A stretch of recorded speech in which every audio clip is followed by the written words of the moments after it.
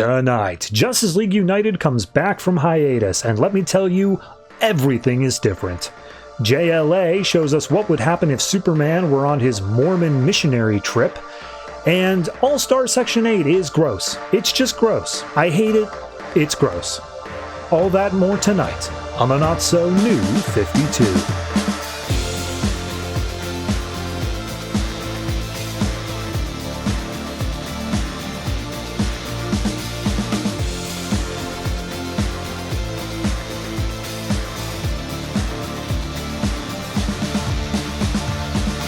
Hello everyone and welcome to episode 201 of the Not So New 52. I am your host and I'm going to be frank with you.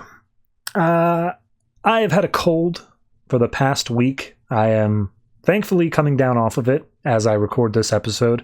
But for anyone who knows how I record these episodes, this opening bit here, comes after I have already recorded all of the comic stuff. So my throat is currently on fire. Every word hurts, and I'm kind of regretting this being an audio-focused podcast. Can I just throw up subtitles and hope that you all actually read these things? Can I do that? No? Darn. All right. Then let's go ahead and just quickly move into the episode as fast as we can here. So, this week, what we have coming out in alphabetical order, not necessarily the order of the show itself, we have All-Star Section 8, Batman, Batman/Superman, Catwoman, Constantine the Hellblazer, Earth 2 Society, Gotham Academy, Justice League of America, Justice League United, New Suicide Squad, Red Hood/Arsenal, and Starfire. So that's all the books. Frankly, not a whole lot interesting there. JLA is a double-sized issue, and Justice League United is the beginning of an arc that wasn't actually collected in trade paperback. Usually that's not a good sign. I will not confirm or deny until you actually check that section out. So, all that said and done, I'm going to go get a lozenge before I record the ending of this episode. Until then, comics.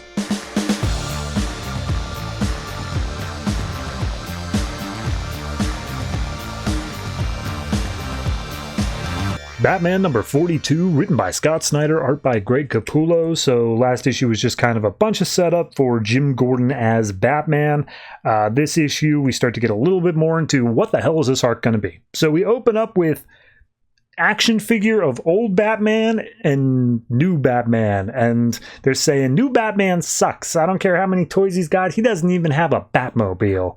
And we cut over to Jim Gordon, who's practicing throwing his batarangs as Julia comes in and says, hey, don't you have a gun for that? And he's like, yeah, well, you know, I couldn't sleep. I figured I'd just practice this anyway. Yeah, did you know I don't even have a Batmobile? How can I even claim to be Batman if I don't have a Batmobile? So he's practicing his throwing, and Julia's like, okay, hey, I was wondering if you were all right with the information you found out at the morgue. And Jim throws some more batarangs. He's like, yeah, it's fine, no problem. So Julia's like, okay, cool. Anyway, check this out. And she throws up the lights and tells Daryl, the other tech, let her rip, and voila, not only a new Batmobile, but a Bat truck. And Jim's like, I'm sorry, that thing was parked here the whole time and I didn't even notice. And he's like, yeah, totally. So all of a sudden they start getting some pings. Apparently there's some heat going on downtown. So get suited up. So they all start getting downtown, and we get the idea that there is a Bat app where anyone who is in danger can press the button on their phone and it will signal anybody in like a 200-foot radius that you need help. So it also gets picked up on their central servers where if there's enough fast enough, Batman comes in. So he's like, oh, it's down in the Narrows. Let's go. So he jumps down in the Narrows. We get a little bit of narration saying, yeah, the city's not kind to the Narrows. It's like the poorest part of the city, and therefore we don't put any more money into it. And so these people have been failed by the system. And here I come, Batman of the system. Gonna have to convince them that I'm worth it. And then all of a sudden he gets smacked by like a stream full of bricks that just buries him into the ground. And he's like, okay, I think I got punched by a building. What just happened? And out comes this one guy named Gigi Hyung, who is apparently a member of the local mafia, Chinese mafia, whatever, part of the Devil Pigs. But he can control bricks and stuff. And so he's using it, he's throwing it around Jim, and he's like, yeah, this is, you I don't know who you are besides Batman, because apparently Jim has a history with him. But he's like, yeah, well, I've got these powers and I'm going to do stuff with them. So he starts attacking Batman.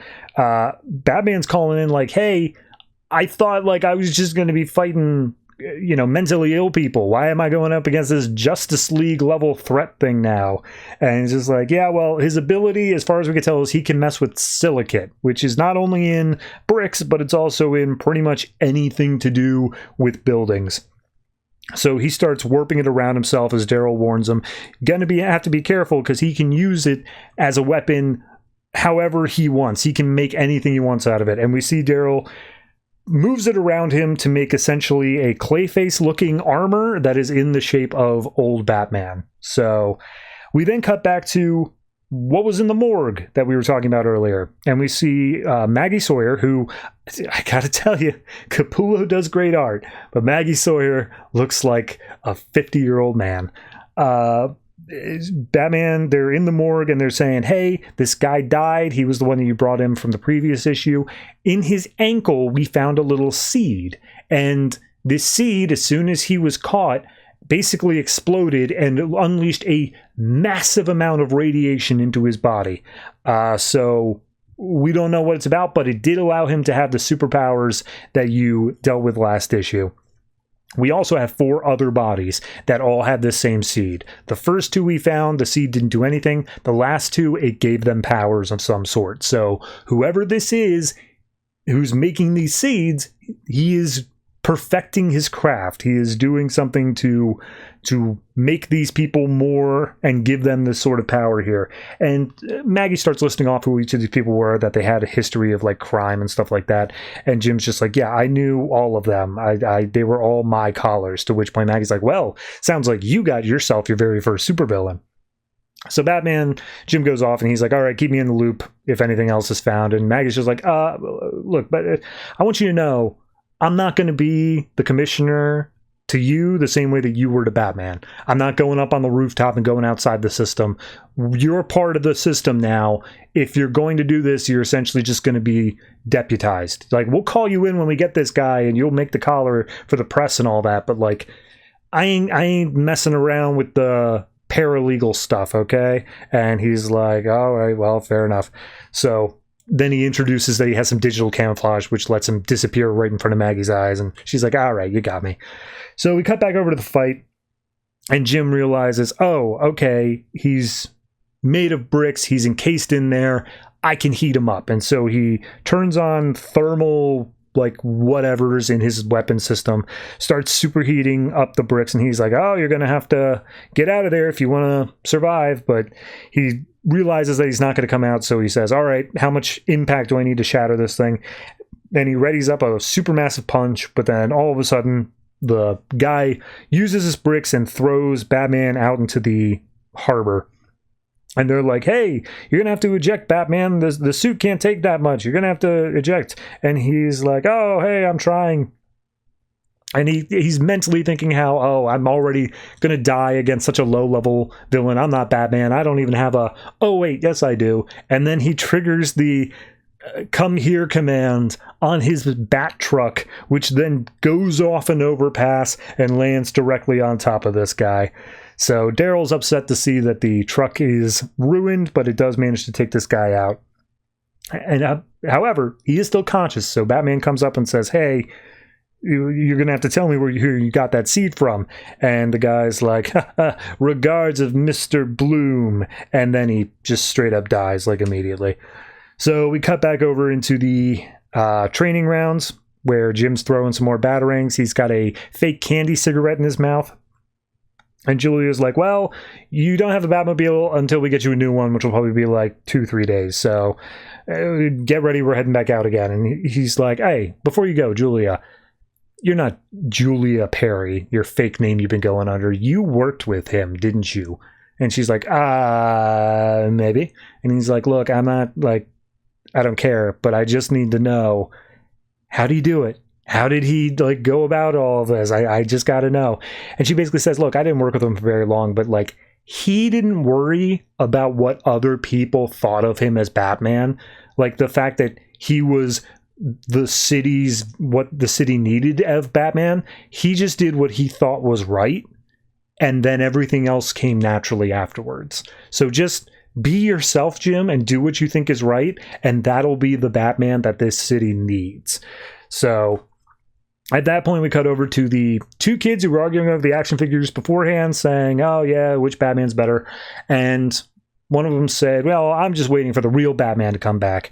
And one of them turns and says, hey, Duke Thomas, who's also here with us, you actually hung around with that Batman. Is he gone for good? And Duke's like, I don't know.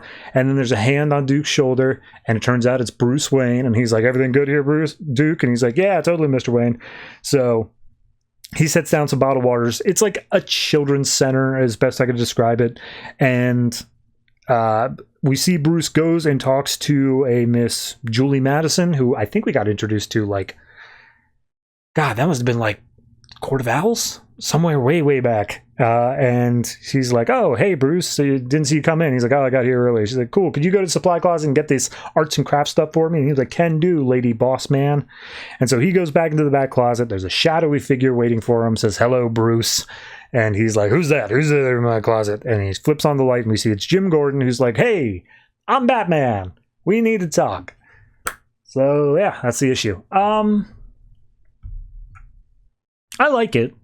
I like the start of it. Mr. Bloom is obviously a very interesting concept for a villain, someone who's brokering superpowers, and they've got this weird little only handing them out to criminals aspect to it. So I'm curious to see where that all goes.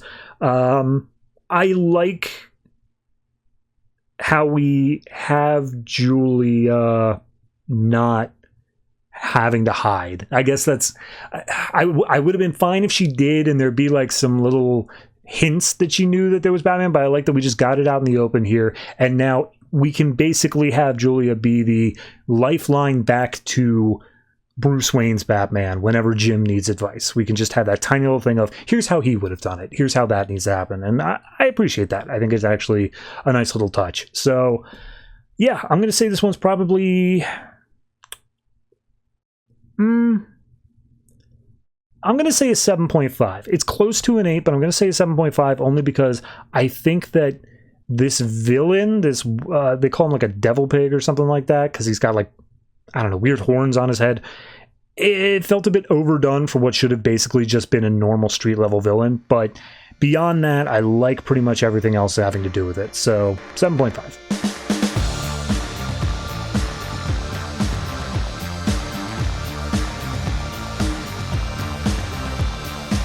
Earth 2 Society number 2, written by Daniel H. Wilson, art by Jorge Jiménez. So last issue, looking back, it's kind of a lot more in media res, where we're just setting up, here's kind of what's going on in the world, and we're barely going to explain any of it. But yeah, this issue more or less explains it, except that Terry Sloan is on the Earth and is being attacked by some crazy people. And Batman, played by Dick Grayson, is currently on the trail. So we pick up with that, where Terry has used a jetpack with wings to fly around the city as Batman's trying to make his way through, and then he loses his grapple, whatever it is, and Terry manages to make his way out of New Gotham. And as he moves out, turns out he's in conversation with Commander Sato and says, hey, I'm closing in on one of our destinations, and he heads inside of this ship and manages to seal himself off from it. So we go 3 blocks away to where Batman is met up with by Huntress and Flash, and Batman's like, did you guys know that Terry Sloan is down here? And they're like, yeah, bro, we all knew. We all have a bone to pick with Terry. Terry sucks. He's got a lot of people to answer to. And then Jimmy Olsen shows up, still boy god, and he's like, hey, just want to let you guys know, Terry's gone underground. So he's doing something. And as we go into the ship, we see he's like, yes, I've got something big planned. They're tracking me by now, but it doesn't matter. My plan will soon come to fruition. And he pulls out the Source Vault, which is that thing that Huntress had that has all of the bio, DNA, blah, blah, blahs that will fix the whole planet. We'll turn the planet into actual Earth instead of this weird alien Earth. And he's going to terraform the planet and blah, blah, blah. So we cut to 12 months ago, just as they arrive at the new planet, and everyone's looking down at it like, oh my god, it's the Earth, except for Terry, who's like, no, wait a minute, hold on, that's an alien planet. Like, it looks like Earth, it's got a lot of Earth stuff, but like all of the plant life and alien life is actual alien life, so that ain't Earth. And then all of a sudden some big alarm bells start going off. It turns out they're under attack. Some explosions happen. The internal weapon systems start trying to like fire at them. Sandman starts kicking off the weapons, and Sato's like, as much as I hate the fact that Sloan is possibly the only man who can fix this, we have to keep him safe. So that's Sandman's duty, to keep Terry Sloan safe. And Terry's like, oh, the infiltration, it only happened when we got within range of the planet. It's got to be someone in the ship. It's got to be a metahuman. There's a traitor in control of the ship. And they're like, okay, cool, what do we do? And he's like, well, we got to strike first. So we go down to the Earth, and we see Green Lantern has, merged, become one with the planet or whatnot, and he's like, oh yes, I am needed. And Sloan basically makes the case to Sato and says, look, we got to crash the ships. We got to just, no time for a safe landing. Most of our people will survive. We got to rely on that. We just got to land them where we plan to land them in order to start up our new cities. So we see the SS Endurance goes down and becomes New Gotham. Belgisa goes into the ocean and becomes New Atlantis. The Aurora goes and becomes Metropolis, and the Erebus becomes Midwest City. And we see there's a couple more that aren't mentioned out of that, but I think it's 7 cities total was the number.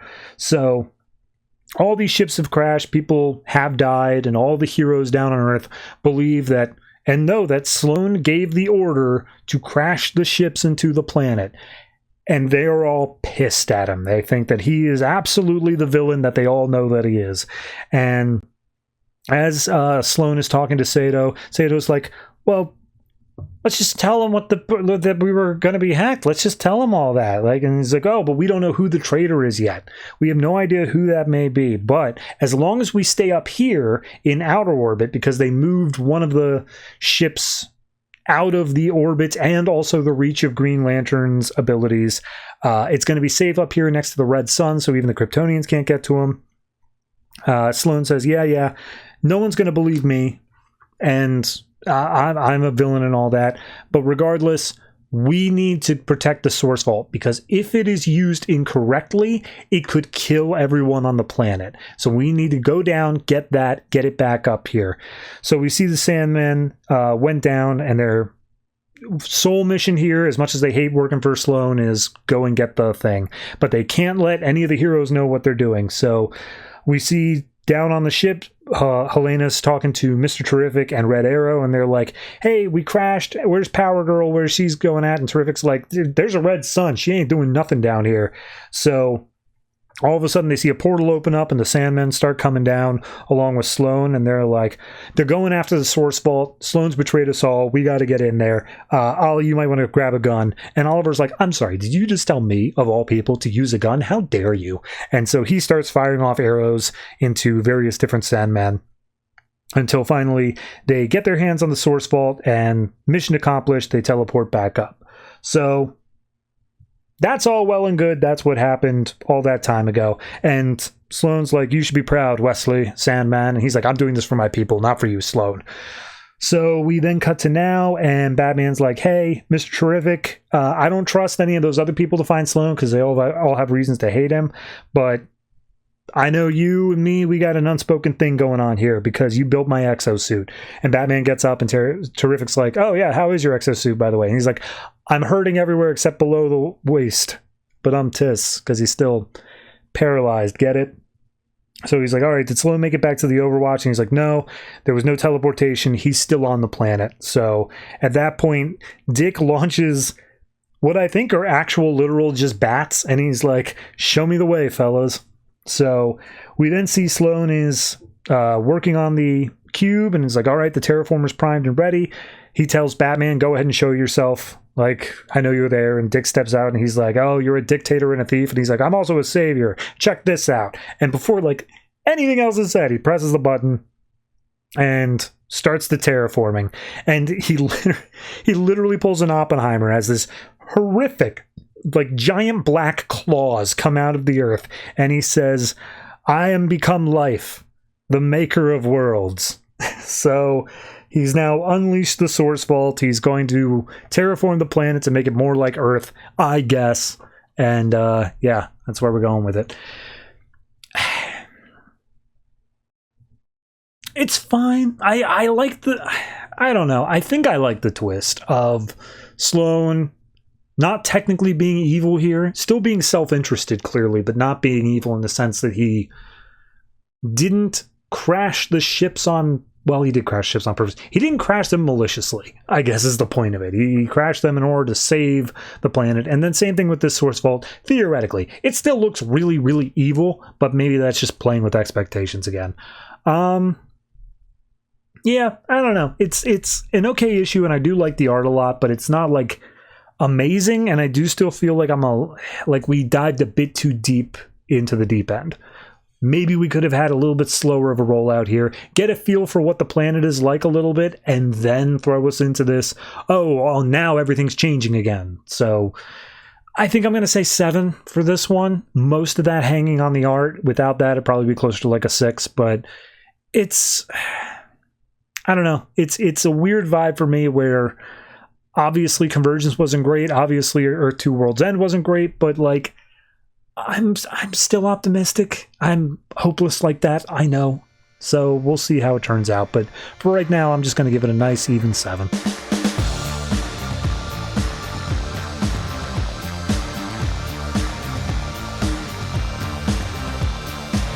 Justice League United number 11, written by Jeff Parker, art by Travel Foreman. So this is the beginning of an arc that was not collected into a trade. I had to get each of these in single issue format. And based off this first issue, I kind of get it. So we open up in media res, and we see Swamp Thing, Equinox, Mera, Etrigan, and a freaked out Poison Ivy are all charging after, saying, all right, this is what we got to do. We're the best of the best for this job. Today we're the Justice League. And we see a disembodied energy creature who has very special caption boxes of his own say, ah, yes, I have chosen these people, or did I? I don't even know anymore. Am I part of nature, or am I something else entirely outside?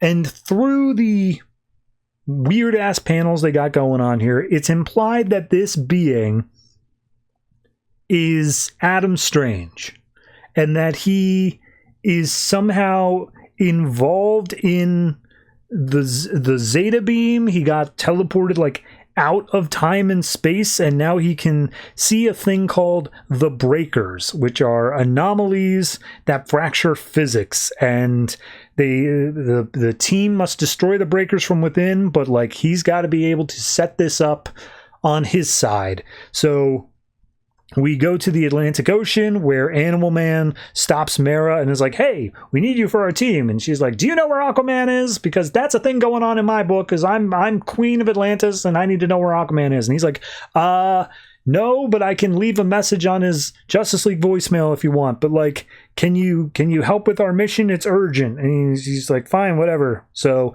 she goes off. We then cut over to Louisiana, where Stargirl is zapping the bayou and is like, Swamp Thing, I know you're in there. We need you. We have a mission. Answer. And a giant-ass Swamp Thing head comes out and just like, how dare you disturb us? And she's like, look, there's a thing going on in Lake Erie. You probably already know about it because you connect to all plant life. And he's like, no, actually, I was on airplane mode. Hold on. Oh, yeah, no, I feel that. I'll go take care of that real quick. And she's like, well, hold on. Before you do, you might want to hear us out, because we know a little bit more about this and what's going on. And he's like, I really don't think you could know more about plants than me, but so be it. And then we cut over to some club in Gotham where Poison Ivy has given this guy a new potent wonder drug, and he puts it under his tongue. It immediately takes effect, and she's like, okay, cool, and how you feeling? And he just starts screaming like, oh god. And she's like, all right, so I need to make it weaker. Fair enough. And then from underneath like a curtain comes Batgirl saying like, look at you, you're pushing poison on these people. And he's like, oh, great, I didn't expect you to be here. Hey, check this out. And she grows some ivy off the walls to grab hold of Batgirl as she makes her escape. Batgirl cuts her way free and tries to run after her, but Ivy gets grabbed by Alana Strange, who's like, hey, one chance, I'm going to turn you into Batgirl unless you help me. And she's like, fine, whatever, let's go. So she gets teleported out right in the middle of this club, and Batgirl's like, oh, what the hell? And Adam Strange is just like, oh, yes, we may make some enemies following our task, but there would never be enough time to explain. And then we cut over to Jason Blood, who is in some random-ass country outrunning, I believe, demon/mummies, and they're all chasing after him, and they've managed to block his mouth so he can't turn into Etrigan. And as he's about to be overrun, in comes Equinox, who has brought the sun. I guess she has ice and sun abilities. And she's like, yes, I'm an elemental. You can't just keep me out with your lazy-ass tiny magic spells. And so all of these demons get burned away in the sunlight. And Jason Blood's like, I don't even know what you want, but you've saved my life, so I'm in.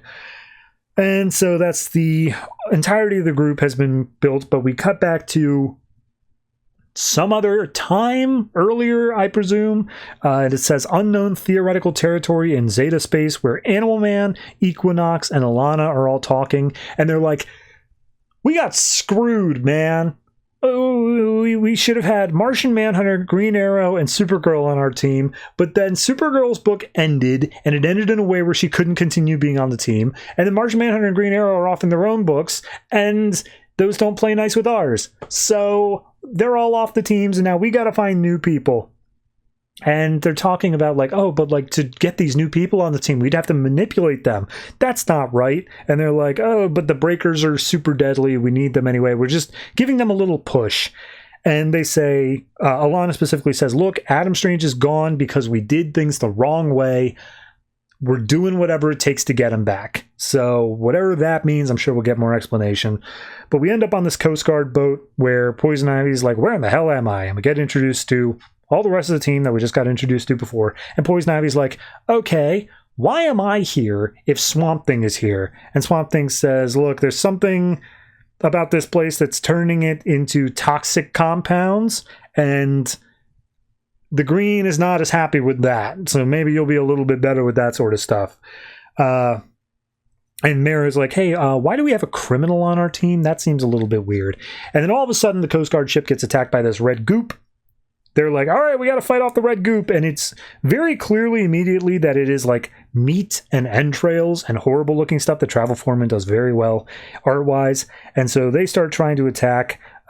Jason Blood, as he's getting attacked, transforms into Etrigan. And then Mara's like, all right, screw this. This is dumb. And she just uses her hydrokinesis, grabs hold of the biggest thing of goop that was causing the most problems, and just throws it like miles away. And immediately Swamp Thing and Poison Ivy are like, this is stupid. There's no plants out here. Why are we doing this? But then Swamp Thing grabs one of the remaining smaller red things and says, wait a minute, these things aren't animals, but they're also not plants. It's some weird middle space thing. So the Coast Guard ship's unwilling to go out any further towards the breaker, and so Aquawoman, Mara just says, all right, everyone hop on my wave, I'll get us there. And this entire time, I don't think Poison Ivy makes a single normal face. Like, she's constantly like, oh my god, I shouldn't be here. This is outside. I'm a street level villain, technically. So they fly their way out, and they specifically say, yeah, Alana can't be out here for reasons. We won't tell you what the reasons are yet, but don't worry about it. She's fine where she's at. And as they make their way into this heavily fogged area, Mara pushes through it, and inside is a pyramid made of meat and bones. And it's a lot of meat. It's a huge pyramid, and there's a bunch of human bones around there. And Swamp Thing's like, it's pulling up a bunch of chemical pollution that would kill the green life, but somehow it's bonding with them. This is its own thing. This is barely in the kingdom of life as we know it. And Etrigan's like, cool, let's kill it. And he just throws a dagger. Immediately, Mara's like, no, don't do that. And it starts gushing out liquid everywhere. And Swamp Thing's like, wait a minute, hold on. once he did that, I immediately stopped being able to feel the green. Like, we're not on our world anymore. And they look around and realize that the mist has descended again. There's no sense that they're even in their own plane of existence anymore. And then Swamp Thing starts getting garbled up by the pyramid itself. And they're like, crap, get him out of there. And Etrigan says, hey, just rip off his arm. Each piece of Swamp Thing can itself become a Swamp Thing. So just rip off his arm and we'll just use that. And so they do, and Etrigan says, put your brain into this arm. And Swamp Thing says, cannot connect. And then all of a sudden, he gets gulped up by the meat pyramid. And Etrigan's like, we just lost Swamp Thing. That's not good for Earth, guys. That's bad in a lot of ways. But then the pyramid starts talking and says, like, we swallowed one of your strong ones. We're gonna nothing can hurt us now. We're gonna go into land and everything will be absorbed into us. And then we get the big old Adam Strange thing, just like planking above the island, just like, well, time to see if my plan worked or if I doomed us all. And that's the issue. So I said at the beginning, I can see why this wasn't collected. And to be fair to the book, it's not that this issue is bad. But if you were to label this Volume 3, there are 2 other volumes of JLU before this. If you were to label this Volume 3, I swear to God, I would feel like I was missing a volume. This book just immediately took this huge right turn and said, like, Adam Strange is now some weird Dr. Manhattan sort of thing. 3 of the 6 members of the team are just gone, and there's not going to be any reference to that. And then we're just going to pull on some new people. And it's fine to have a rotating cast. I have no problem with that. But, like, it's done with such little grace that it feels like I missed something. So you work with the cards you're dealt, I guess, but it still feels like it's not an ideal situation for Jeff Parker. Speaking of which, wasn't this Jeff Lemire's book? Am I just misremembering that? I can't remember how long Parker was on this book. Was it just Jeff Lemire, and was there like some trade-ups in the background? I can't remember. But yeah, overall, it's not a horrible issue. I just feel like I don't follow what's going on enough to really make an informed decision on, do I think it's bad or not? It just feels kind of chaotic. So 6 sounds right. 6 feels right. It's I mean, the Travel Foreman art is fine. I preferred it in Animal Man, but that is hand in heart with the colorist of Animal Man as well. That really just made the grossness of like the red really pop. This one is okay. It's just, I think it's a little bit too, strangely enough, too normally colored. I think if you went a little bit weirder with the coloring, it would have worked a little bit better. So, yeah, it's not a bad issue, but still 6. 6.5. New Suicide Squad number 10, written by Sean Ryan, art by Philippe Briones. So last issue we got The League, not Justice League, but a splinter cell off of the League of Assassins is wanting to remake the world in blah, blah, blah, or whatever, and Suicide Squad has to go in to stop it. And we had Captain Cold, Black Manta, and Deadshot essentially being inducted and put through some hazing trials.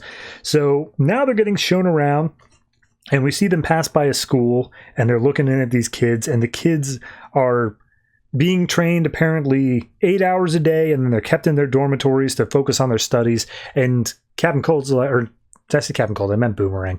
Boomerang is like, hey, what do they do on the weekends? And the guy who's leading him is like, what do you mean the weekends? And he's like, everybody's working for them. And immediately this guy's like, is this funny to you? Is this a joke? We're building a new world. This is going to take sacrifice. This is going to be a play. Like, you constantly want to do all this stuff through one big grand gesture, but like actually making a difference requires dedication and sacrifice. And Black Manta's like, right? And so he just like pushes Boomerang's head into the dirt and saying like, look, this is the only way forward. There's no other way to survive. And Boomerang's just like, oh, well, there's some fun in that. So we go out to a grassy field some distance away. Harley Quinn's blowing up RPGs on Parasite, and Reverse Flash comes up like, Harley, what are you doing? And she's like, Parasite was hungry. I thought it'd be fun. And Parasite's like, yeah, no, the food they gave us sucks. This is much tastier.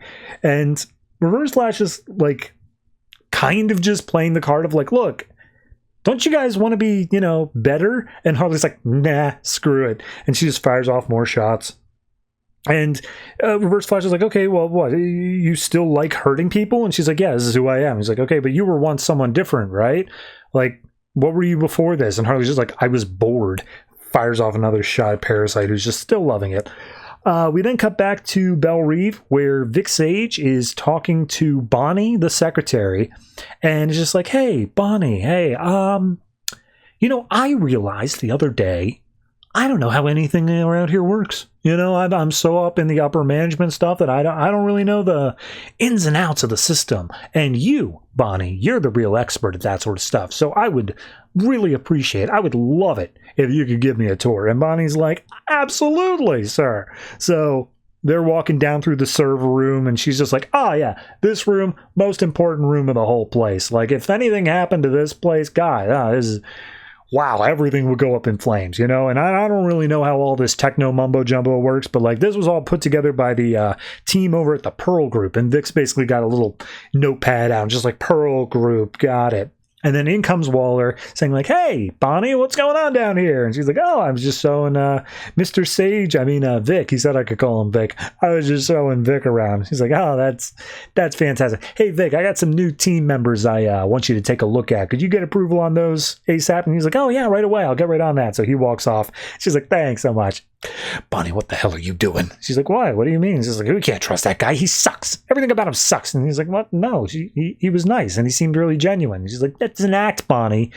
I'm like, why, are you genuinely this stupid? Clearly, that's all just an act. I don't know what he's planning, but this is part of it. Do not do this stuff again.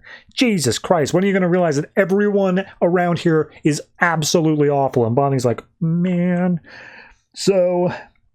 we see that the League has brought Deadshot and crew over to their weapons vault, and there's like, so what kind of weapons you got in there? It's like, it's all the stuff that you guys, you weirdos with your costumes and stuff drop off. Like, it's really easy to get your hands on that stuff. You would not believe it, because you just leave it hanging around after Batman or whoever beats you up. So... he's saying, yeah, all right, so tomorrow there's an operation, and our leader would like the three of you to join us, and apparently there's a refinery across a river or something that is trying to make Lazarus pits. And they're like, whoa, hold on, you mean the stuff that makes you live forever? And it's like, yeah. Our little splinter cell of the League does not believe in Lazarus pits. We believe that man was made to die. What's the point of life if you're just going to live forever? We're going to go in and we're going to destroy that stuff. So later on that night, Boomerang's like, we got to get the hell out of here. And Manta's like, no, we have a mission. We got to stick around. We got to do that. And Boomerang's like, no, we do not have anywhere near the ability to take this place down or do anything like that. We got to get out of here. And there's no way that Waller would be against that. And Deadshot's like, I kind of agree. There's no way Waller would have it against us if we get out of here. And Manta's like, no, we don't leave until the mission's over. And Boomerang's like, you like it here, don't you? And he's like, I don't hate it.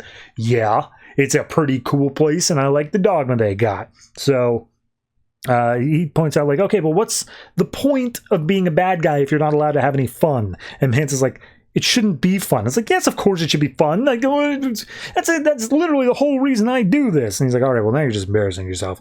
So Boomerang goes out for a walk, and we see that the other two members are brought around on or at least Manta is brought around to see what it's like after curfew and basically show that the streets are empty. No one really questions it. They've all understood that curfew is necessary.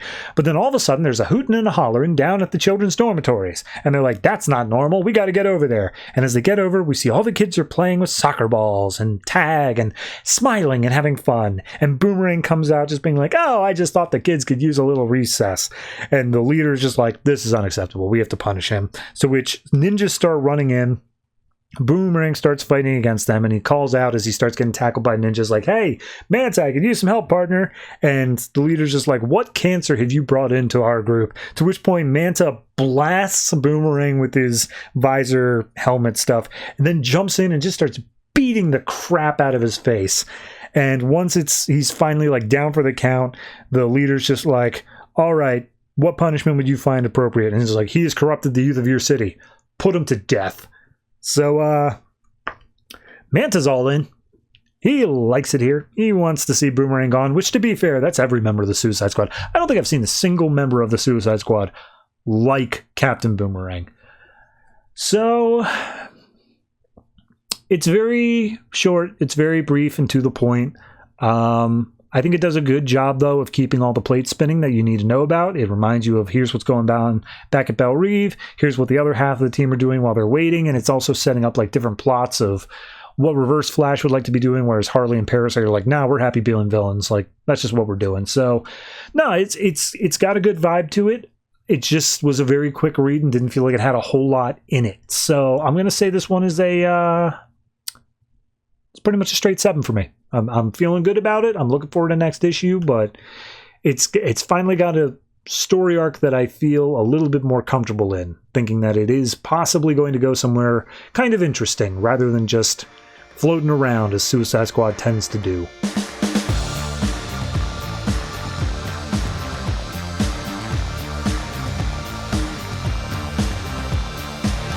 Batman Superman number 22, written by Greg Pak, art by Ardian Syaf. So last issue was basically just giving Superman the right to work in Gotham up against Jim Gordon's Batman, and I think it was something about like some barbarians were attacking a bunch of places. I don't know. So we pick up this issue with Jim Gordon. He gets a facial recognition on Clark Kent. He's like, well, that is actually Superman, but like, he doesn't have his powers, right? What does he think he's going to do coming in here and picking a fight with Batman? And he lands and he's like, hey, you stole some evidence from a crime scene. You better give it back. And Superman's like, oh, you mean this evidence?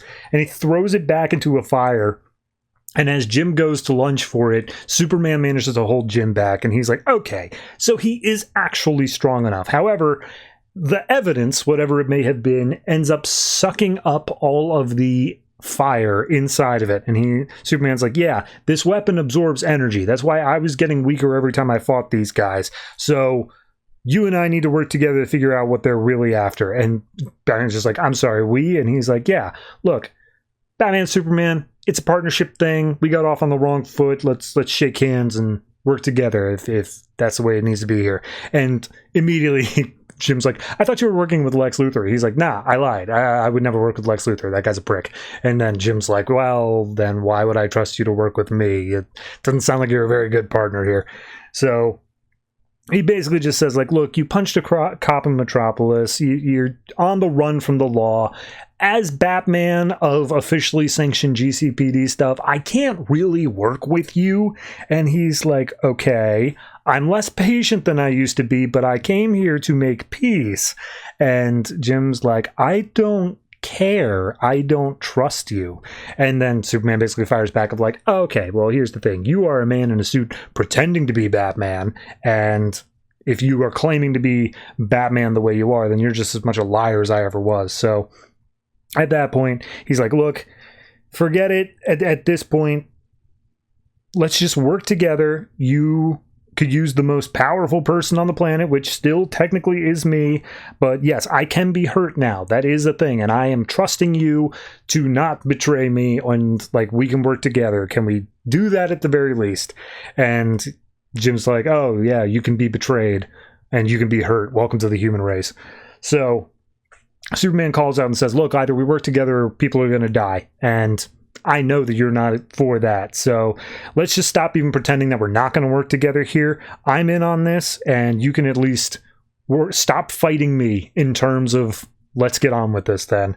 So Superman points out the helicopter that Jim arrived on, says, and Batman's toys are cooler than that. He's like, shut up. So they hop onto the helicopter. Jim is unwilling to step out of his robo suit, and so he's unable to work the keyboard. So Clark just jumps in the way and says, all right, whatever, I'm just gonna type this in. What are you worried I'm gonna identify you from your bare knuckles? So he starts typing in, tracing the energy signature and blah blah blah, and it ends up being that there is a whole bunch of signals that are converging on a Wayne Industries warehouse near the river. And it's not coming by land, it's not coming from sky, so that must leave either the river or underground. So we see that all the GCPD are called in. They start trying to evacuate the building. Lucius Fox is working here. He steps out and he's like, we can't do that. Trust me, we really got to stay in here. And Batman comes up saying, hey, I know it sounds crazy, but you're about to be attacked from underground by a bunch of barbarians. And Lucius is like, oh, it's a Dawn Command? And Superman's like, what the hell is a Dawn Command? And Lucius explains that it's just some sort of myth of, like, they've been getting a bunch of break-ins and it's all untraceable stuff, but it leads back to an entity called Dawn Command, and they've been preparing for the past month to get this particular project offshore because it's a little bit dicey, but yeah, they're just trying to avoid the fact that Dawn Command might be able to get to this one. And they ask, all right, level with us. What the hell are you housing here that is such value for them? And we see it is a miniature sun, to which point Superman's like, that's awesome. And Batman says, that could kill everybody in a 3-mile radius, couldn't it? And Lucius is like, we accidentally made it. Like, we borrowed some tech from Star Labs, and one of our guys accidentally made it in this warehouse, and we've just been working to try to figure out how to get it out of literally the center of the city. Because, yeah, no, it's going to kill everybody in Gotham if they mess around with this thing. So Clark basically tosses a wrench over to Batman and is like, all right, you help them assemble their little containment core thing to move it out. I'll go deal with Dawn Command. And Batman's like, what? No, you're not going anywhere. And then all of a sudden there's an explosion outside. It's too late. Dawn Command's here.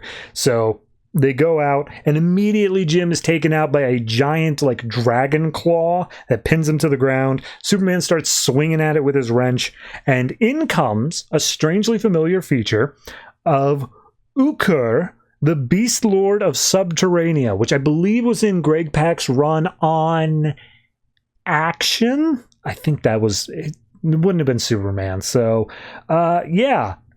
Ukur comes out and he says, hey, Superman, I remember you. You destroyed my entire world. I'm going to get you. And he's like, what? It wasn't like that. And Batman's like, oh, yeah. See, look, consequences for your actions. So, turns out that for anyone who didn't read that arc, they had some orbs down there that were essentially sources of infinite energy that lit up the underground area. However, they were powered by innocent souls, and Superman couldn't let that slide, so he just took them away. And Ukur apparently does not like that. And he's like, I smell fear on you, Superman. You can be hurt now, can't you? You're vulnerable. So he starts trying to attack Superman. Superman's like, hey, look, it was souls. I couldn't just let you keep doing that. And Ukur's like, nah, man, you ruined everything down there. You came down, you forced our world to change without thinking of the consequences. Now I'm here to return the favor. And he beats Superman down on the ground. We see Lucius is standing in the door holding a wrench as if he's going to be doing goddamn anything. And Batman has finally managed to get back up, and he's like, okay, Superman didn't think of the consequences. I was right not to trust him, but I got to be able to step in now. So he, after hearing the subterranean thing, he activates some high-pitched sonar stuff, which causes all the beasts and Ukur to fall to the ground. And he's like, I figured echolocation probably made sense. Glad it paid off. So Superman manages to get enough time to get back over to Ukur, and he's like, okay, while you are unable to hurt me for a moment here, I just want to talk.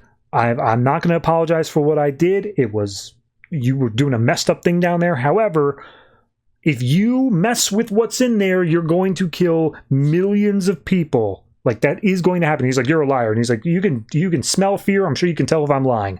And Ukur grabs Superman by the neck. He's like, seriously, you want to do this? Go for it. You can kill me, you can set off this chain reaction, it's going to cause war and death on both sides. Or you can listen to me, and we can take 5 minutes here to just figure out a way that everyone can leave here happy. You can get the energy that you need for down there, and people can live up here. And he goes, And then Batman comes in with an RKO. So he stabs Batman in the back with a big spear that was originally Ukur's. Ukur's like, you tricked me. I'm out of here. And when I come back, I'm going to burn your world. So he hops on his beast and drives away. And Batman's like, hey, man, you cool? And Superman goes, what in the hell did you do that for? He's like, what? You distracted him. I thought we were working as a team there. And he's like, no, I wasn't distracting him. I was talking to him. He's like, oh, I thought he was going to kill you. He's like, oh, God, you've literally just doomed us all. You have just started a war, and now I need to figure out how we can make peace. And Jim's like, hey, look, you can't do that. You can't just go down there. You're not Superman anymore. And Superman turns back and says, yeah, and you were never Batman. So, yeah, that's the issue. Didn't expect Uker. That was, I mean, if you've got a villain and you've got something that he can actually be pissed off about using the previous arc, yeah, I see no reason not to use him. I like the dynamic between these two. I like how, we have seen across other stories now that Superman's temper is a bit higher, his patience is a bit lower, and so we do have this thing where, he wouldn't trust somebody who just comes in and says, I'm the new Batman. He doesn't know that guy. He doesn't know to trust him. On top of that, Jim obviously would not like the idea of Superman, not from the viewpoint of he wouldn't trust Superman, but more so of all of the stuff he's hearing about Superman would make it so he's like, nah, I'm state sanctioned. You are currently an outlaw. This ain't gonna work. So I think the dynamic here really works. It does feel like more of a Superman book than a Batman book, I'll say that much, but I am just going to say that it is a 7.5. That's just where I'm feeling. So, see if Greg Pak continues down this path or if we're going to get a pivot at some point, but I like it.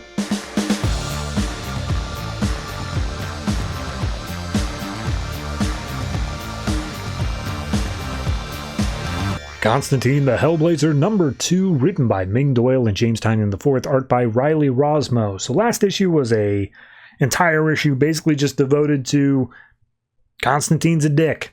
And then also something is killing all of the ghosts that are haunting him.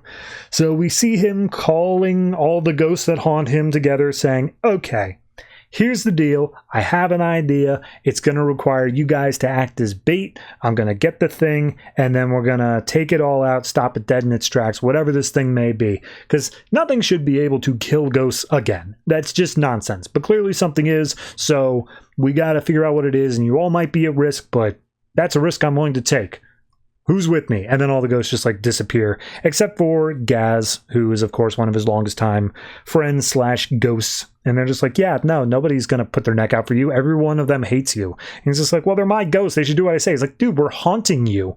We're all dead because of you in one way or another. And look, you don't have the power to deal with this. You need to go and talk to Jorge. And he's like, nope, hell not going to do that. So at that point, he basically says, look, I've got an idea. I could do this. And Gaz is like, no, every time that you have that, every time you think you have an idea, it's always worse. You have that look in your eye, and then every time you come out a little bit less yourself.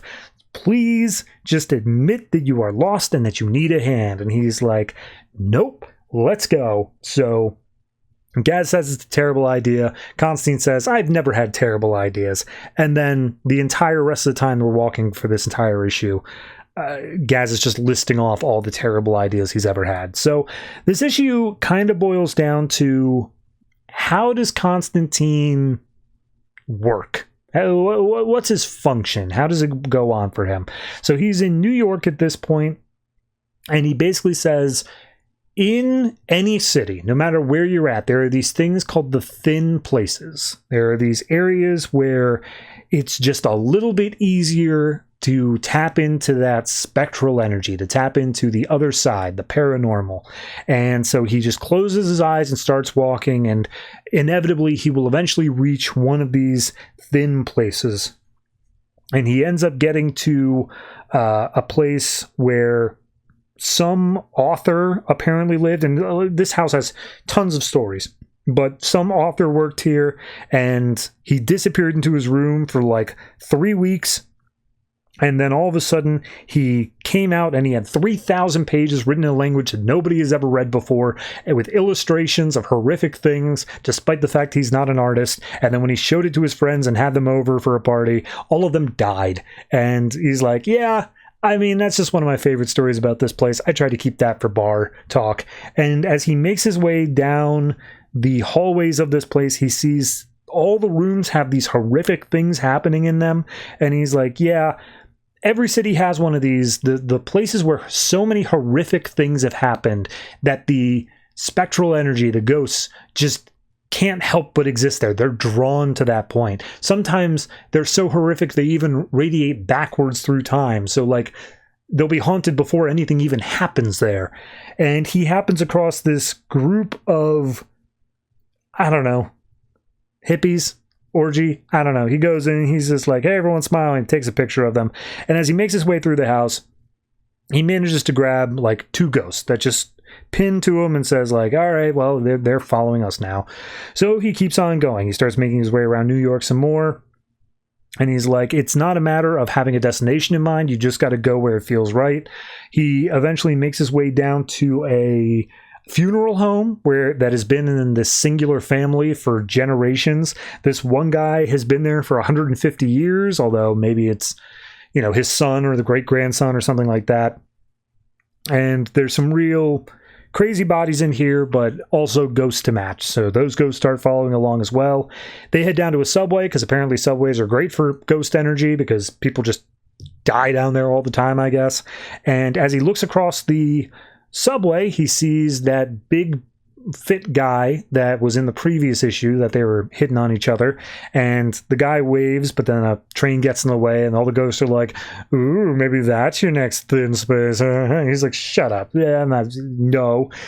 So he eventually puts it out of his mind. He goes to an oddity shop, gets a book that was made from the skin of a hanged man, and he's like, all right, that gets me 1 or 2. He goes to another shop that has a box that is lined with the human ivory, and as he makes his way through, he's like, all right, I'm getting a good amount of ghosts here, until finally he makes his way down to this little, I don't know what to call it, a mausoleum, but like it's bigger than that. It's a little bit haunting, I'll say that. But when he gets inside, there's this ridiculously tall man that he calls the Mr. Rumor, because nobody knows anything about him, including Constantine. This guy is an absolute mystery. He hasn't aged a day in 30 years, and as he talks to Constantine, he's like, it seems that you've bought several things and visited several of things that belong to my employer. And Constantine's like, no one knows who that is. We all assume it's the devil. So at that point, he says like, oh, okay, well, is there anything you need from me, Constantine? Is there anything that's going on? And he's like, yes, actually. I need a thin place that's big. It has a lot of power. I just need something with a lot of stretching room. And he's just like, yes. There'll be a cost, of course. And he's like, yeah, I can pay whatever cost, no problem. So it turns out it's a Whole Foods. It's not actually Whole Foods, but it may as well be a Whole Foods. And it was a place that was originally a candy factory. It caught fire. A whole bunch of employees died, but then they turned it into a Whole Foods. And as Constantine's going around, he's setting up some sigils on some doors, and Gaz is like, hey, look, I've been telling you all the terrible ideas you've had this whole issue, but like, please, now at this point, you don't know what this thing is. Please recognize that this is a bad idea. And he's like, hey, you just got to trust me. I got so much ghost energy up in this. I could stop Cthulhu right now. I could stop Justin Bieber. They actually say that. So he puts a little lock on the door, it looks like tomato pesto sauce, and he's like, all right, ghosts, right now, you're all going to be bait. Thank you for volunteering for this, even if you just came along unwillingly. I am putting a lock so that none of you will be able to move, but same goes for whatever it is that shows up. It will not be able to get in here until we can deal with it. And he turns to Gaz and says, can you show the good people that it's working? Gaz is like, I'm stuck. I can't move. And he's like, great, perfect. And then one of them looks up and points at the window and says, that. And as Constantine looks out, it is this writhing mess of tentacles with this flat skull face, and it's groaning as it comes up against the windows and the doors on this thing. And he tells Gaz, hey, get out of here, go. But Gaz is still held by the lock. He can't move, and one of the tentacles pierces through the glass and shoves itself right through Gaz's chest. So he drops the lock. He tells everyone else, disperse, all the other ghosts go. They each scatter about themselves, and as the beast pierces its head through the door, it then dissipates into a cloud of smoke because there's no more ghosts here to attack. So Constantine runs over to Gaz and he's like, oh, hey man, I'm sorry. I'm sorry. And he's just like, you know what? Yeah, This is who you are, John. Every single time I looked at you, I kept on thinking there must be something, some little bit of the guy that I grew up with, the kid that I spent my childhood with, still inside there somewhere. But no, it's gone. And you'll need to go back to when you were more, and then he drifts off into void. And so Constantine looks out, he looks at the empty Whole Foods, and he's like, all right, fair enough. I know what I need to do now, as much as I hate it. And he says, I got to go find Jorge in order to save the rest of them, save all my ghosts. So he goes down to the bar where he saw that one guy that he was hitting on. He takes a little longing look for a second, considers going in, but then hails a cab and says, hey, going to JFK. And he's like, oh, you going on a trip? And he's like, worse, I'm going home, as we see that he's booked a flight to the UK. I like it. I like the issues of books like these, I should say. Not every book can do this properly, but I like issues like this that are able to explain a concept without having to visibly demonstrate it, but also not make it boring. Not make it something where it's like, yes, I get it, please move on. As we were getting the explanations of what these thin places were and what they are capable of doing, it's very easy to fall into this thing of, okay, I get it, I don't need any more. This one does a good job of like swaying in and out of the conversation, having Gaz interrupt a few times, where even if we feel like we're spending a while on the subject, it's interrupted just enough where it makes it still engaging. And then by the time we hit this final beast, we don't have any explanation as to what's going on, so the mystery is still even there. So no, I really like this one. It's doing a good job of keeping this mystery alive while still making the supernatural feel like it is under Constantine's control, which I think is a very hard line to walk. So I'm going to say this one is I think I'm going to say an 8. I think I'm at that point. It's very, very good. I'm really looking forward to the next issue. I just hope the series can kind of keep this upwards momentum the whole way.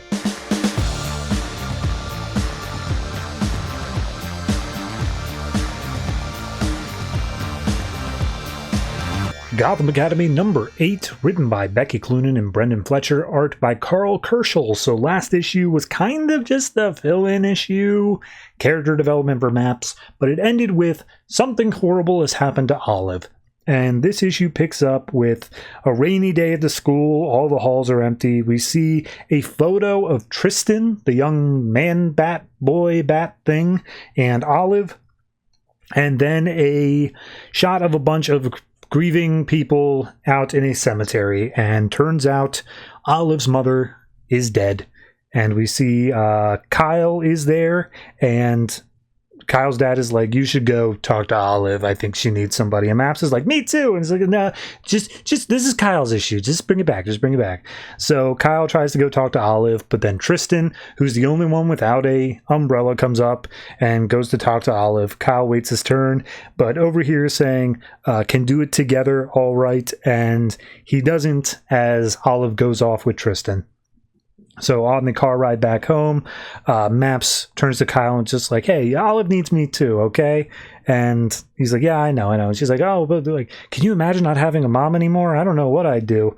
So Kyle spends his day just kind of staring out the window, not paying attention, as this other girl comes in and straight up starts hitting on him.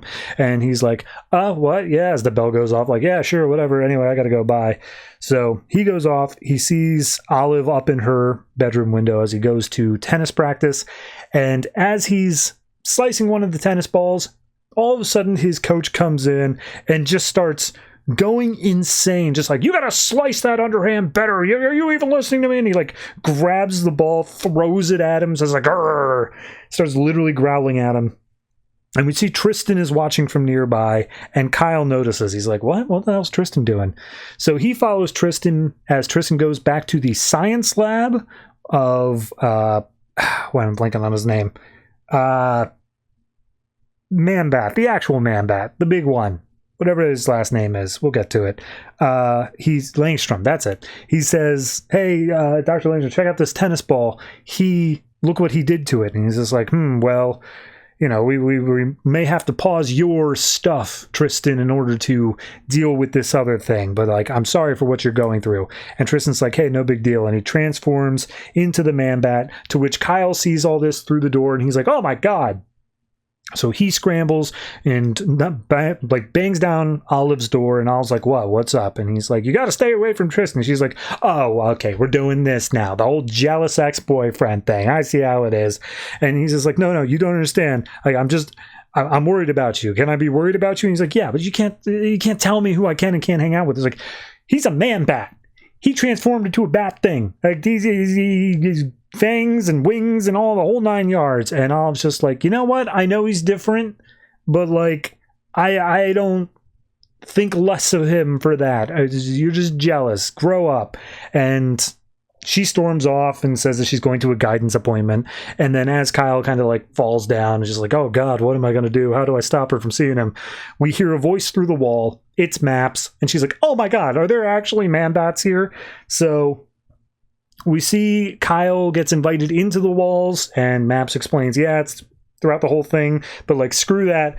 Tell me more about the Werebats. How does that work out? And so we see her, Kyle snatches Maps' map book, and she's like, nope, you don't get to see that. That's my notebook, no matter who you are. And he's like, fine, whatever, just take us to where Olive is before Tristan can get there. And she's like, okay, as long as you introduce me to the Man-Bat. So we see her sitting in the guidance counselor's office, who I think is Hugo Strange. It doesn't say his name, but I think it is. And he's basically just saying, like, oh, I'm sure it's hard. You're going through a very troubling time right now. Is there anybody that you can confide in? Anyone you can talk to? And she's like, yeah, my friend Tristan. And Kyle's just like, all right, fine. We're going to do this. Let's do this. But we have to do it to keep Olive safe. So they go to Tristan's room, and they just break in and start looking for hints, looking for clues. Kyle says because he's a prefect, he's able to go in here and just do a room check, and so legally they're in the clear. But as they get in there, Tristan comes to the door, and he's like, what are you doing in my room? And immediately Maps is like, we know you're a Werebat, tell us everything about it. And he's like, I don't know what you're talking about. And then Kyle's like, no, you better, we're not leaving until we get some answers. And so he transforms, bashes out the window, starts flying away. Kyle and Maps give chase. A couple of bats fly past them, and Maps is like, vampire bats, cover your necks. And as they make their way to a locked gate, Kyle just body checks it as he hears a screaming from the other side. And he's like, there's no time, stand back, breaks through. And as they make their way through this cemetery, they find Tristan is down on the ground, and he has some bite marks all over his chest. He's heavily wounded. So Maps is like, he needs help, we gotta go. Can you pick him up? Can you carry him back? So they pick him up, and Tristan says, we got to go talk to Dr. Langstrom. So they get to Langstrom's office, and he's like, oh God, this is bad. Kids, go find Professor McPherson, tell her what happened. And Maps is like, shouldn't we get a nurse? And he's like, really, you want to backtalk right now? Do what I say. So Maps is going to get Miss McPherson, while Kyle is like, I got to go find Olive. So we see Olive is standing down by a dock on the river, and Kyle finds her and just like, hey, look, we just found Tristan. He was hurt. He was in the cemetery and looked like an animal attacked him. And she's like, oh my God, where is he? I have to save him. And he's like, hey, don't worry about it. He needs rest right now. He's in good hands. But Olive, if Tristan means something to you, that's fine. But how much do you really know about him? And she's like, look, it's not him. Remember that fire that happened over the summer? That was me. I caused the fire. I don't remember it, but Tristan is the one who saved me from it. And like, I would be dead if it weren't for him. And then same thing happened again. The other fire. I don't know how to control this ability, and it's the same ability my mom had, and she was put in Arkham for it. And oh God, am I going to Arkham too? And Kyle's like, hey, it's okay. It's all right. I'm here. I'm not going to let anybody take you. And they share a tender moment. Looks like they kiss, and then Olive's like, I'm sorry, I shouldn't have done that. That was a mistake. Can you give me a few minutes? I'll be right behind you. And Kyle's like, okay. And he goes off, and Olive looks down into the river in front of her, and there's an envelope sitting on top of the water. And inside is a letter from her mother that says, if you are reading this letter, I am no longer with you. You're surrounded by a bunch of people who want to hide the truth from you. But here's the thing. Don't trust anybody. Always remember that I loved you until the end. And as she's reading this letter, her eyes tear up. She falls to her knees. And standing behind her on the dock is some sort of figure. Implied to be her mother. I doubt it. So, yeah.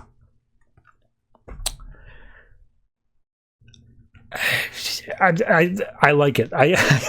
As much as I'm looking for the correct words here, it's good to have Karl Kerschl back on the art, because I really like, he kind of defines this story for me. His art style is just like that right middle ground of cartoonish bubbliness and yet also, I don't know, indie comic. There's something to it. It's hard for me to put into words. So I'm happy to have Karl Kerschl back, but on top of that, I like the melodrama of it, I guess is the easiest way to say it. A lot of these comics, a lot of these stories, they take themselves so seriously in terms of like, but what does justice really mean? And like, do I have the moral standing to like blah, blah, blah. This is literally just like a Buffy or a Supernatural or something like that, where like it isn't about the moral. It's about these kooky stories and these kids getting up into trouble. And I like that. I like it. This is essentially the love triangle of like Twilight or something like that, but it's played up and it's aware of itself. And that's the sort of thing that I enjoy about it. So yeah, no, this is a real winner for me still. I think I'm going to say this one is a... I'll say 7.5. And the only reason why it's not at an 8 is I feel like we could have gotten done a little bit more. It was a little bit too decompressed for me. I would have liked just, I don't know, maybe even Olive and Tristan seeing each other, maybe something more about whatever this gym class, probably a werewolf. Everything's pointing to werewolf. The cover of the next issue is pointing to werewolf. So maybe a bit more of that. But 7.5 is still nothing to, I don't know, disagree with.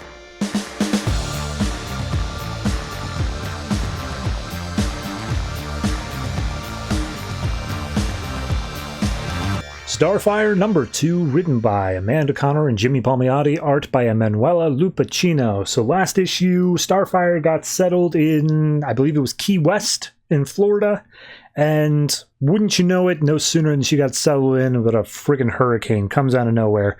So we see that the sheriff, Stella Gomez, she's making calls, she's trying to make sure everybody's safe in Key West, and she's figured out that there are a small boat out in the middle of the ocean, not the ocean, but, you know, close by to Key West in the ocean. And her brother, who is on the Coast Guard, Sol, is like, there's got to be something we can do for them. And we cut over to Starfire, who was staying with this woman, her parrot, and her son in a trailer. The trailer's been completely decimated by this point, so Starfire's like, I gotta fly you guys over to the school, someplace to be safe, and then we'll go from there. And as they're flying, all of a sudden, the bird manages to get away, Birdie, and the woman's just like, oh, we gotta get Birdie, and Starfire's like, no time, you guys get to safety first. So she gets them into the school, and then she's immediately smacked in the head with a sign that goes flying, and the son's just like, she might be dead. I'm not sure she's good. So we see where Starfire lands is next to this weird dude who's chilling in a bathtub in his house, along with 2 pugs. And the guy's just weird. He's talking about how he prayed to the sun goddess to be able to meet her, and he's glad that he met her mistress or whatever. And Starfire's like, okay, I gotta get you to the school as well, so hold on tight. And he's like, gladly. So we then cut over to Sol, who's hopping on a Coast Guard boat. His friend Gabe is like, you can't go out there, it's too dangerous, you can't throw your life away just because your email about your wife or whatever dying. And he's like, I totally can, check it out. And so he gets on the boat and starts running into the sea to go help out that couple in the middle of the sea. We then see Stella getting the call, realizing that her brother is out there, and just like, crap, okay, I gotta go get Starfire. She's the one who can actually possibly help with this. And then we hear reports that the trailer park got hit badly, and Stella's like, crap, I don't know where she's gonna be then. So she goes over to the key rack and grabs the keys for the tank, for the SWAT tank. So it's basically just a tricked out SUV. But she sees Corey flying the weird guy through the rain, And she's like, hey, Corey, come here. I need you to fly out and over the water. Can you do that without getting killed? And she's like, yeah, totally. I'm like pretty much impervious to whatever. And then as they're talking, a giant electrical pylon comes down, lands on the SWAT tank. And she's like, no, my car, crap. And Starfire's like, no, it's cool. Check it out. And she zaps it away with a starbolt, leaving the car intact. And she's like, wow, awesome. Hop in. I'll tell you everything we need on the way. Then we get a little non sequitur, something I'm sure will pay off later. Some random tourist-looking guy. He's coming out of his trailer, and he's like, whoa, hey, where is everybody? And a giant hole is in the ground. He looks down it to see if anyone is trapped in there. He ends up falling in himself, and then a massive bolt of lightning starts frying him, to which point nothing happens, and then all of a sudden all of his clothes and like doohickeys come out of the hole, and then a giant claw, and we see what looks like a alien demonic beast comes out saying, I'm starving, I can smell the stench of her, I will find her for my master to apologize for my tardiness. And then he just hisses as he runs away. So Stella basically tells Starfire, look, I need you to go and save my brother. He's out there. He's trying to save some other people. The hurricane should be over in a few hours, but you'd be amazed how much damage can be done in that period of time. And she's like, oh, Mother Nature must be very angry with her children. And she's like, yeah, totally. Anyway, whatever. So at that point, Starfire looks out the window and sees Birdie the parrot, and she's like, Birdie, we have to stop. And he's like, no, I'm not stopping. We're in the middle of a hurricane. She's like, if you don't stop, I'm going out through the roof of this thing, and that will be very expensive. To which point then Stella stops and allows Starfire to go grab Birdie. We then see her swing by the Coast Guard, see if there's any sort of updated position on her brother. They said they lost contact with him, but they still have like GPS. They know where he's at. So at that point, Gabe's like, hey, who's Starfire? And Stella's just like, keep it in your pants, dude. This is not the time. So we cut out to the sea where Soul has managed to save the couple, gets them onto the ship, and just like, okay, we're in the eye of the storm, but like trying to get back, it's going to be even worse than it was before. And almost immediately a giant wave capsizes them, knocks them out over. Starfire comes in, manages to see them holding onto the bottom of the boat, and just like, hey, I've only got 2 arms. I can only take in 2 of you. Who's it going to be? And Soul's like, save them. I can survive here. By the way, who are you? And she's like, oh, my name's Coriander. Your sister sent me. He's like, Corey, what? What's your name? She's like, Coriander. Don't worry, I'll be safe. So Starfire flies off. Soul's like, oh, man, I'm either hallucinating or I'm already dead. So Starfire drops off the people. Stella's like, where's my brother? He's like, still out there. He said to go save these people first. I'm heading right back out there now. But as she goes back out there, she can't find him. And as she looks down in the water, she sees he's started to sink. And so she grabs hold of the body as fast as possible, flies up and out, and we see them arrive in some sunnier area where she gives him mouth-to-mouth. He manages to come to, and she's like, hello, sorry, who are you? And she's like, oh, my name's Coriander. And he's like, oh, right, where are we? And she's like, I don't know. I kind of got lost. I lost sense of direction when I grabbed you, and I just kept flying as fast as I could till we got to a place. And turns out it's like they were only a mile out from Key West, from where the thing was, but this place where they're at is 70 miles away. So she's like, oops. And it's like, okay, well, regardless, thank you for saving my life. And she's like, yeah, no problem. Anyway, I can't fly back right now. I'm drained. I need to have a solar bath for a while. You're welcome to join me. I know humans need that. And he's like, nah, not really. And then they ask some questions about like, oh, so you're not human? And he's like, no, I've just been living here for a while. And it's like, how do you know about mouth to mouth? He's like, I worked on some superhero teams. It's a whole thing. And he's like, all right, well, I can go into town and get a satellite phone and I'll make a call and you just rest here. So they both come back later on. They're on a boat. They get dropped off, and Rave, the other one who was working in the Coast Guard, gives a big hug to Soul. Just be like, oh, we were so worried. Oh, God. And Stella's like, where's Corey? She's like, oh, I'm here. So I guess I should go back home if that's okay with everybody. And Stella's like, ooh, about that. Trailer park's trashed. There is no home to come back to. All they have is Corey's backpack was the only thing that was saved. And they're just like, well, we can find you a place to stay for the night if you really need a place to stay. And she's like, oh, I don't know what to do. And Stella steps up and is like, hey, we've got an apartment over our garage. It's full of stuff right now, but we can clean it out. And Soul gets real upset. He's like, that is not your stuff. You cannot say to move that's not your place. And she's just like, are you serious?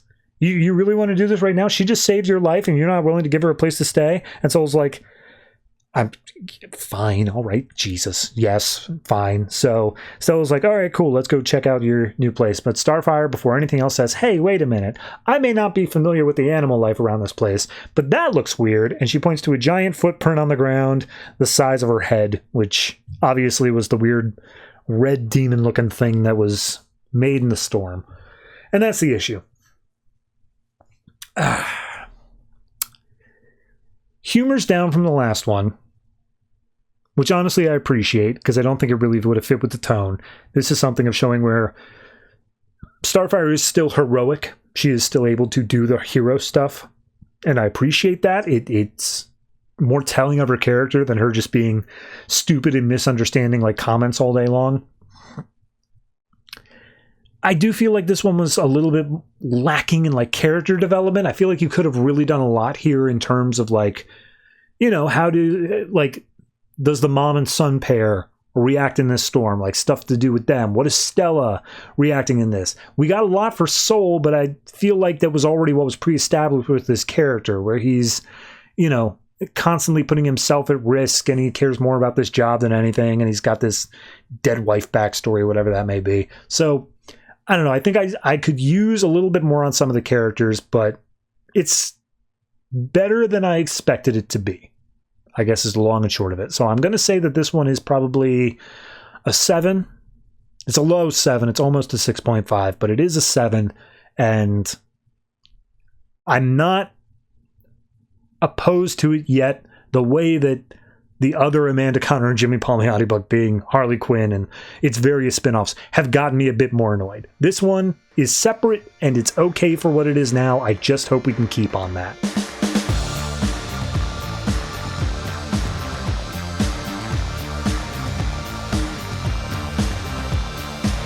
Red Hood Arsenal number 2, written by Scott Lobdell, art by Paolo Pantalena. So last issue, a whole long circuitous thing, basically to end up with the idea that they are possibly going to be heroes for hire because they saved a senator or something, and the one woman was very impressed by that. We open up in Los Angeles, where Jason is taking a shower, and standing outside the shower curtain is Arsenal with a flamethrower. And he's like, hey, Jason, check this out. And he sets the whole shower curtain on fire, to which Jason's like, what the hell, man? What's going on? And he's just like, hey, you know, I'm just teaching you how you could react to being attacked in the shower. He's like, that has literally never happened. He's like, but it's overdue. And it turns out that he actually coated the water in the shower with some like Teflon or something like that. So Jason's got cancer. That's almost confirmed. Anyway, we see that they're living in a warehouse where Arsenal keeps all of his stuff, all of his tools and weapons and gadgets and whatnot. But turns out that they're actually evicted as of today, because Arsenal spent all the money from the last job on more toys and gadgets. To which point Jason's like, yeah, you know, we only needed that money to, I don't know, eat. And he's just like, hey, it's no problem. Let's just call up that woman and get another job. To which point they do. And he's just like, yeah, well, I would offer you a job, except that I came back and Googled you, and you guys are outlaws, and we don't do that. And they're like, okay, but we do really good work. And she's like, point taken, here's your job. So apparently it's an audition. Technically, it's not like a real job, but Arsenal immediately jumps in and says, yeah, sure, we'll take it. So they're on a plane flying to wherever. Arsenal has some champagne in front of him, and Jason points out, hey, aren't you like on the wagon still? You're not drinking, are you? And he's like, no, sometimes I just buy drinks and look at them. It's part of my recovery. Sure. So at that point, they end up in Paris, and they're looking around at all the beautiful women as they read through the file. And it turns out some diplomat took a thumb drive that he wasn't supposed to, had some secret files on it, and they need to get it back real quiet-like. So Arsenal points out some of the women and says, well, while we're waiting, we got time to kill. Why don't we get to know and make some new friends? To which Jason says, and I quote, exactly what I was thinking, except not at all. This is how Jason talks in the entire issue. He just says, like, God, that's totally stupid and whatever. But yeah, sure. Or, I agree entirely. Except not. Like, that's just how he talks. So We then see something about how Arsenal compares how they're going to have to go and get to this diplomat, and it's going to be like fighting a boss battle, like a video game. And then we get a 2-page spread of what I guess Scott Lobdell thinks video games are, which is Street Fighter, but like old school and also mixed with like Monopoly. So it's a board game, and he just makes his way through, and it's like, congratulations, you've beaten up ninjas and arms dealers and terrorists. So once that's all said and done, they make a comment about how it felt like a video game, and then Arsenal picks up the phone, to which their boss is watching on drone cameras like, what happened to keeping a low profile? You guys have literally beaten up God knows everybody in Paris. It's a John Wick movie out there. And just like, yeah, well, you know, we're going to go get your thumb drive now, so don't worry about it. Click. We cut over to somewhere near the Arc de Triomphe, where this nervous guy comes in and says, 2 Americans have done a lot of damage. And then this guy who's kept in shadow is like, I see all. I know all. I don't need you telling me this. As he looks into a cup of coffee that has the reflection of Red Hood and Arsenal in it. So we cut to a restaurant later on that night where I think they got the thumbnail already, or the thumb drive. Like, it's literally none of this sequence has anything to do with anything. But turns out they're eating at this restaurant, and they're saying like, yeah, I've always worked alone, but Arsenal always needed to work on a team. So I guess that we can still keep doing this for his sake or whatever. And Arsenal's like, yeah, you know, I let you think you picked this place at random, but it turns out that the guy over at that table is an ex-Shade scientist who has anger issues with his girlfriend, and so he's like, this random dude's about to beat his girlfriend and also worked for Shade, and Jason just gets up, punches him in the throat, and says, that'll do. So then this guy triggers an army of nanobot-controlled mimes to come in and attack. Yeah, and then it triggers another video game 2-page spread where it's like player 1, player 2, and player 3. And player 3 is Allison, the girlfriend who was about to get beaten up, who was doing nothing. So the fight basically concludes and ends with Jason hearing that all of these mimes are controlled via the Shade Scientist's brain. So he just shoots him in the shoulder, which distracts him enough that all of the mimes, which are, again, nanobots, start dissipating. And he's just like, ah, cool, we did it. And then Arsenal says, let's go get the thumb drive. Like, they didn't do it yet. But then, on top of all of that, we get a single panel, which I have to say Scott Lobdell gives 4 introductions to, of several yards away, in the shadows, where no one can see them, sort of off panel, which the editor that steps in and puts an editor box that says, they get it, Scott. Which, like, I'm done. I hate this. I'm already finished, but like, that's the piece de resistance. Turns out that there's a woman who is able to keep these nanobot mimes all congealed into their forms and says, you will not be dissipated yet. Now you work for a new master. You're part of something bigger now. So it turns out the thumb drive just had like pirated cartoons on it or something like that. And Jason's like, yeah, that's crazy or whatever. Who did? Guess it wasn't that big of a threat. Anyway, payday now. And she's like, yeah, all right, whatever. I'll call you if I need you again. So they look, it's a big payday. And it turns out they just switched the thumb drive. They've got the real one and they're going to check out what it is. And then our final page, which has nothing to do with anything that just came before, it's just the hint at what's coming next issue. It turns out they get hired for a job in Detroit. And when they show up, a guy answers the door and says, Mr. Red, Mr. Arse. And Arsenal's like, please don't call me that. And that's it. That's the issue.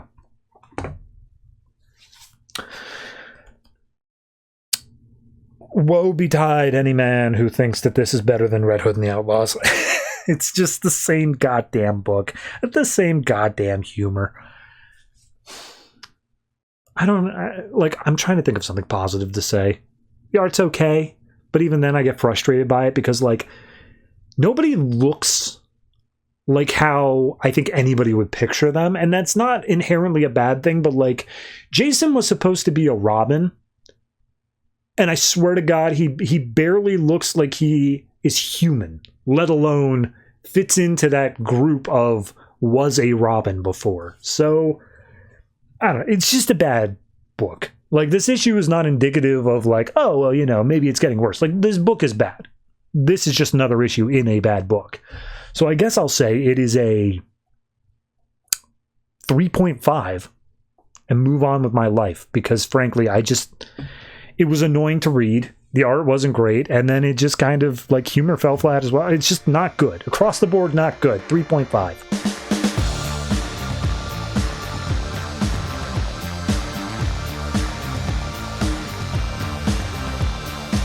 Catwoman number 42, written by Genevieve Valentine, art by David Messina. So last issue was basically just a whole lot of pomp and circumstance to get to the point of saying Catwoman, Selina Kyle, is going to get to the bottom of whatever happened to Batman.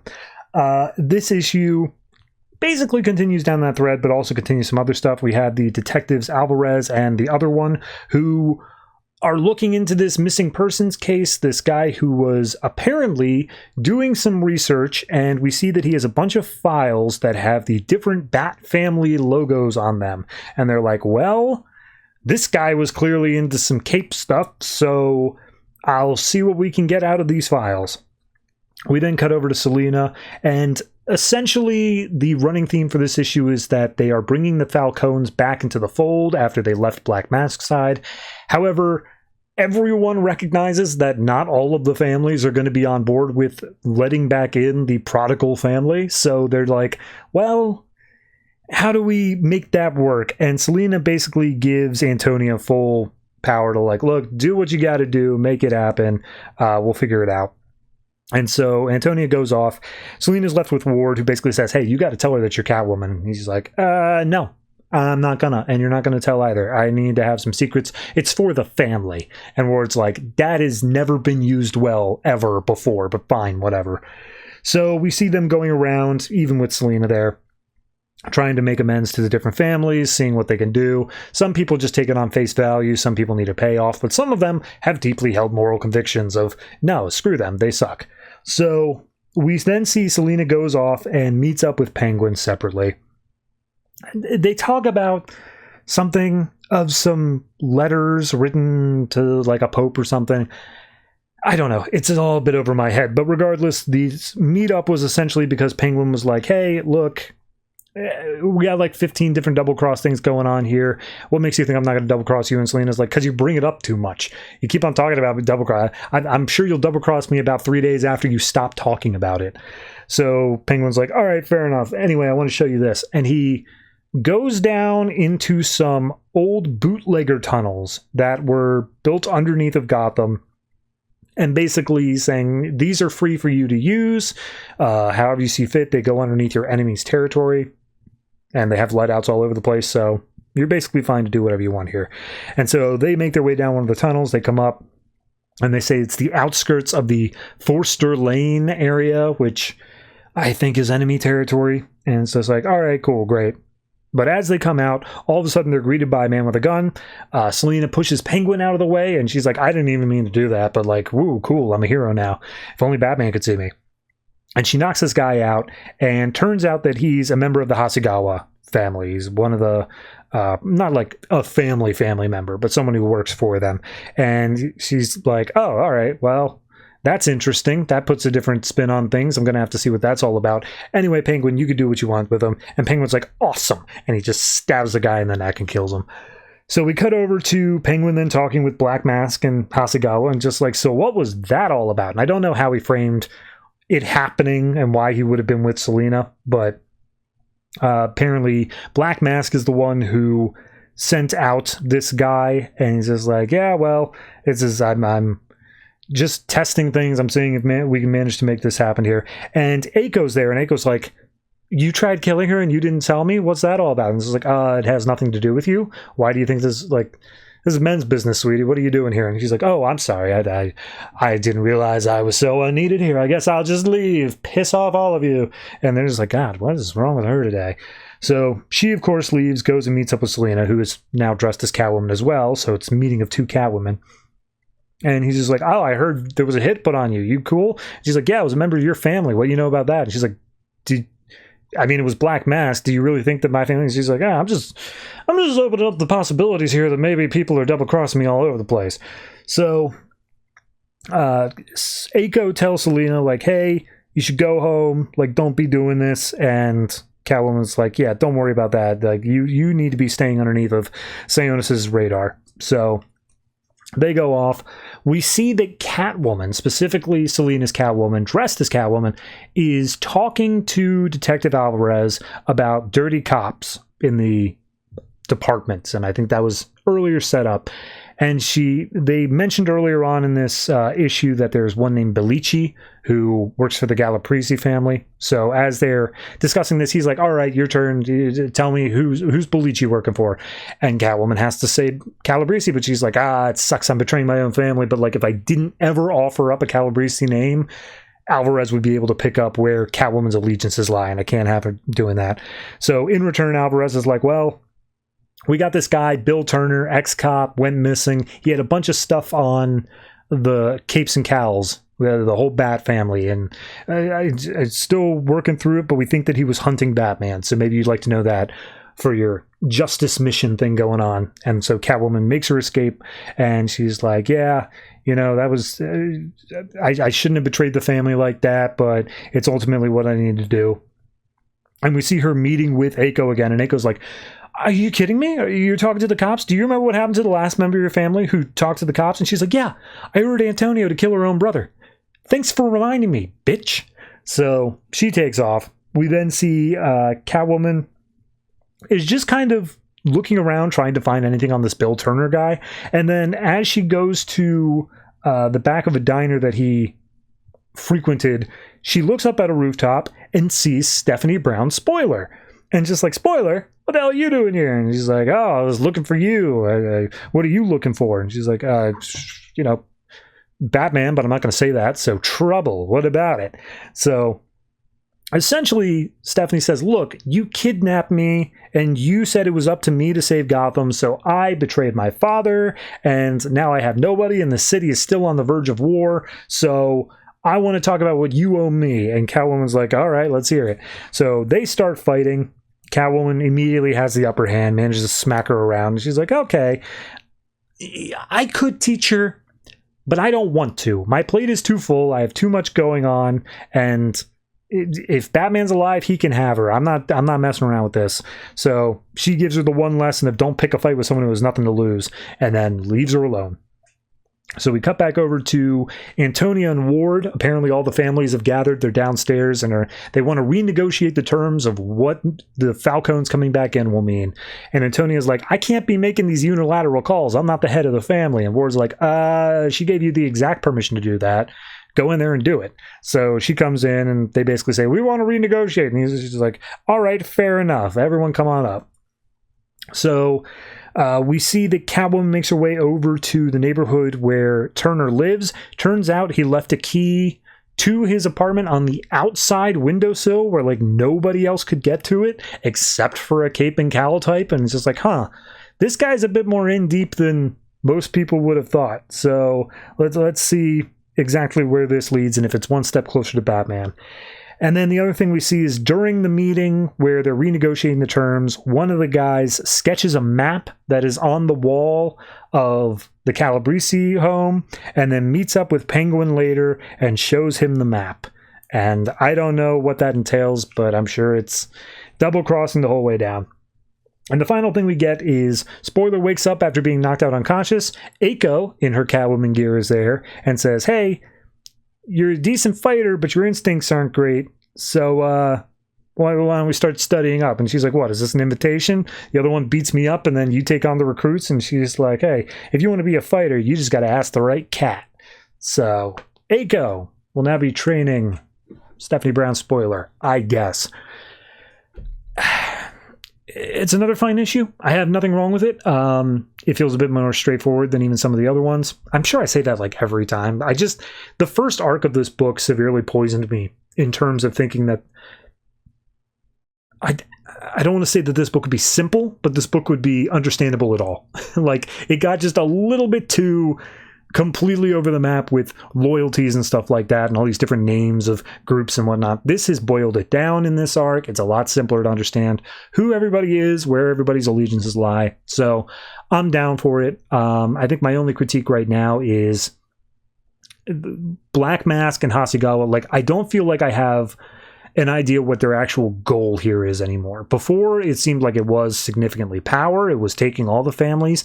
But now it seems like maintaining a steady state, which obviously is not a goal. That's just the status quo. I want to know what they are actually working towards. But I guess we'll see when we get there. For this one, I'm going to say it is a 7. It's good. Not great, but moving on.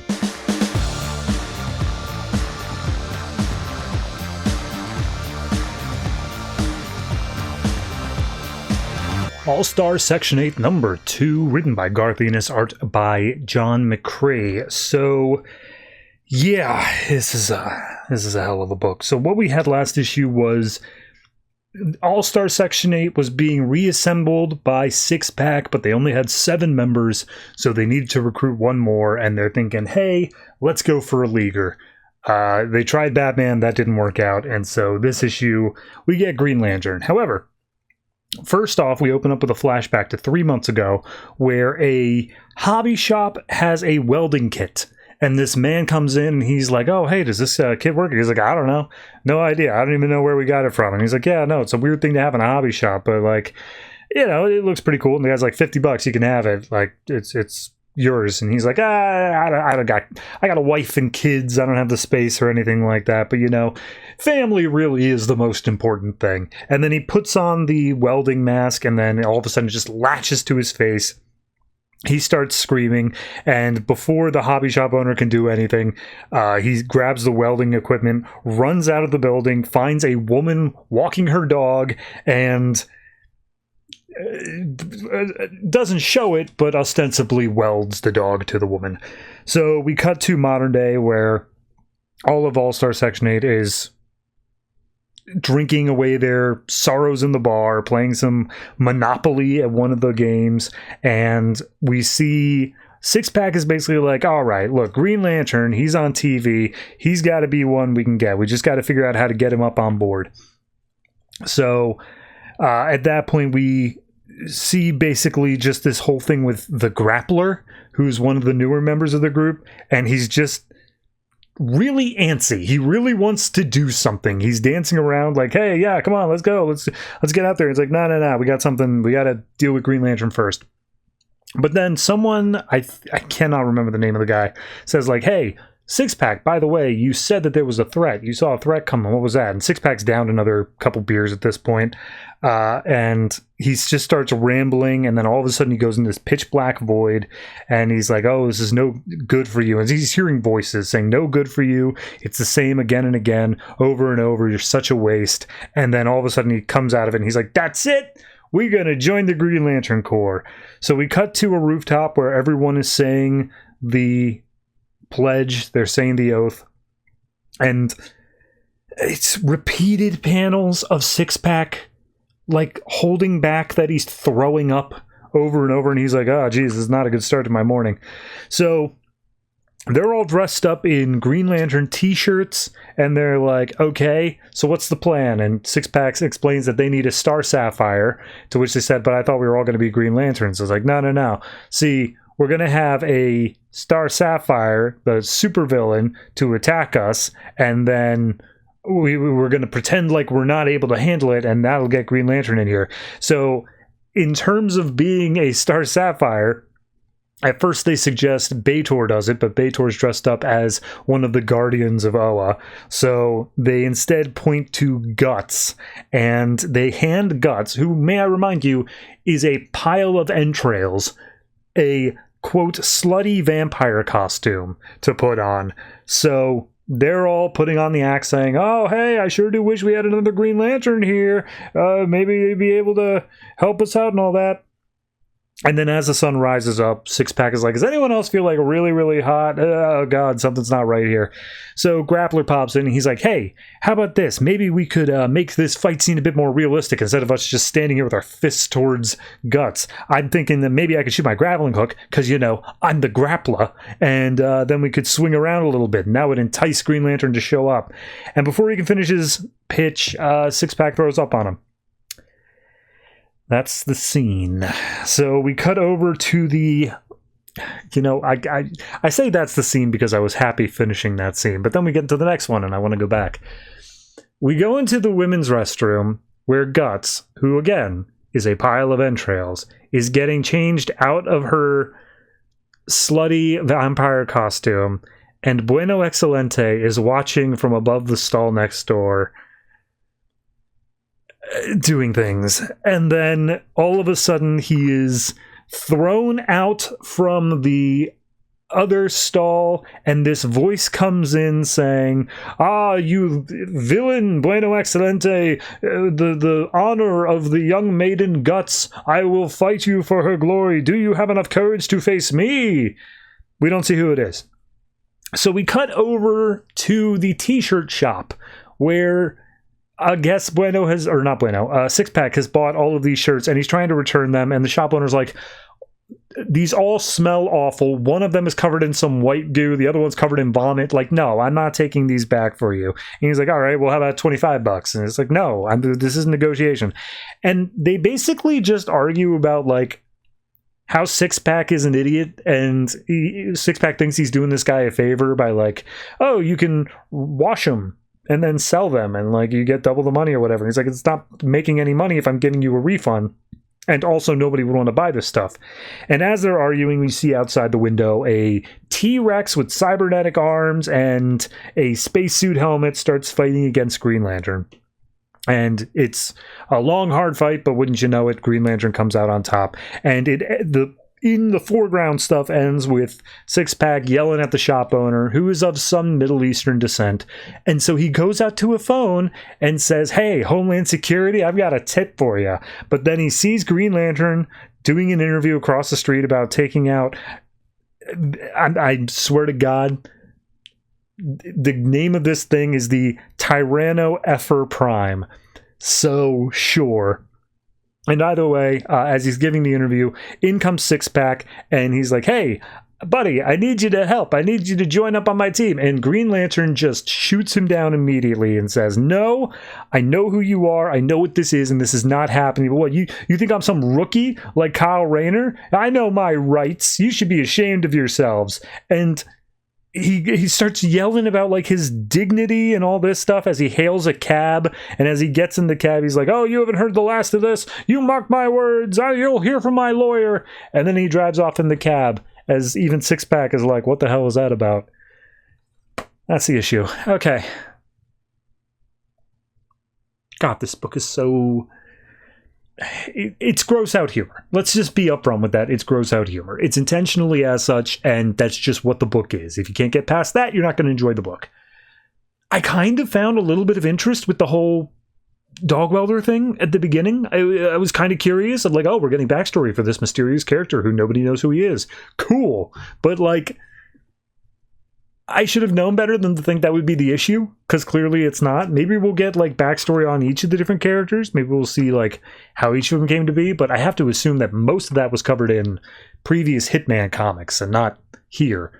So I don't know. It's so hard to place this one. I think I'm going to say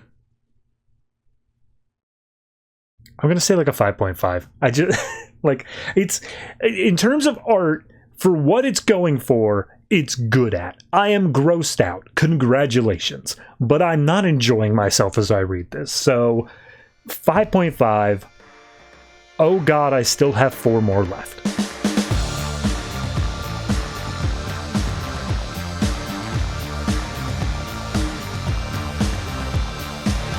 JLA number 2, written by and art by Brian Hitch. So last issue, there was a whole bunch of stuff about like the Infinity Stones, whatever it was, Forever Stones.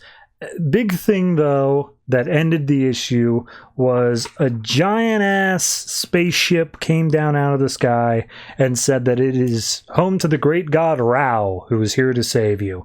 So this issue picks up with Superman being like, oh my god, it's my god. And he goes up and he's like, I recognized you. I don't even know how, but like, yeah, totally. And they do like a little touching of fingers. And then all of a sudden, Superman just starts falling out of the sky. And Cyborg's like, oh god, we should catch him. And Batman's like, no, hold on.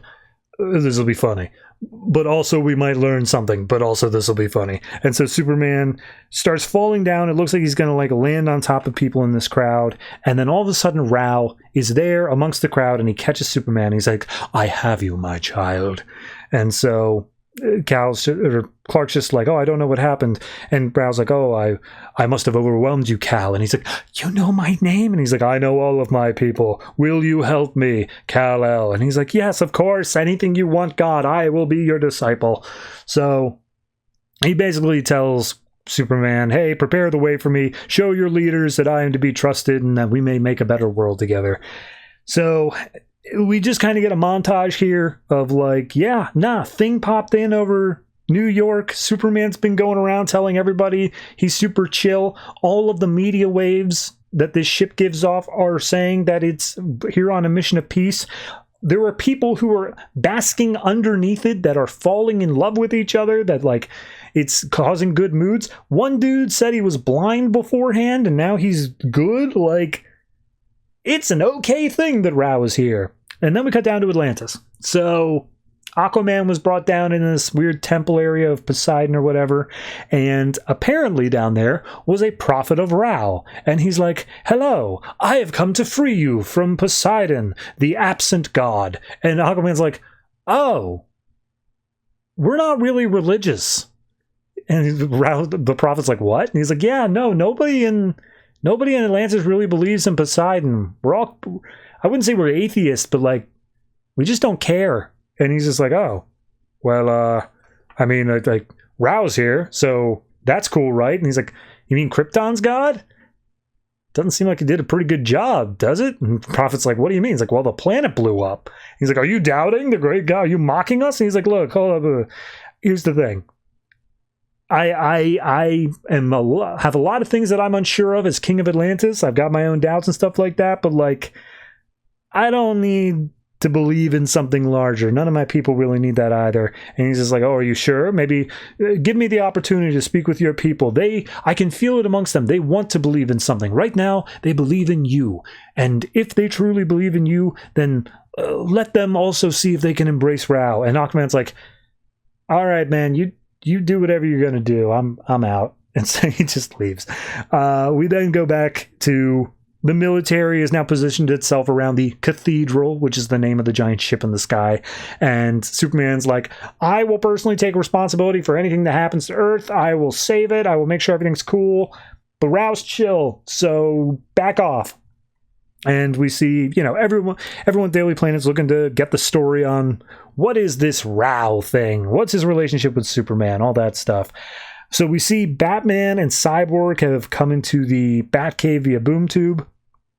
And Batman's like, yeah, okay, look, the Rao thing, it's a thing, but bigger than that, let's not forget the other half of this, the Infinity Corporation. It knew all of our identities enough to call us and get us to fight Parasite for literally no reason, because we beat Parasite and he's going right back to the exact same place where we put him in at. So computer Google search Infinity Corporation and it comes up with nothing. And Cyborg's like, if you just let me into your system, I could do this in like a quarter second. He's like, yeah, if I let you into my, yeah, it's funny. Yeah, not doing that.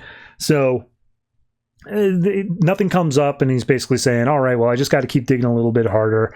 Cyborg, in the meantime, Alfred, could you give him the Kryptonian protocols? And Cyborg's like, are the Kryptonian protocols on taking out Kryptonians? Because that's what it sounds like. And he's like, yep, I've been hoarding them. I have a lot of them, and I want you to look through them and figure out one of them that's going to work against Rao.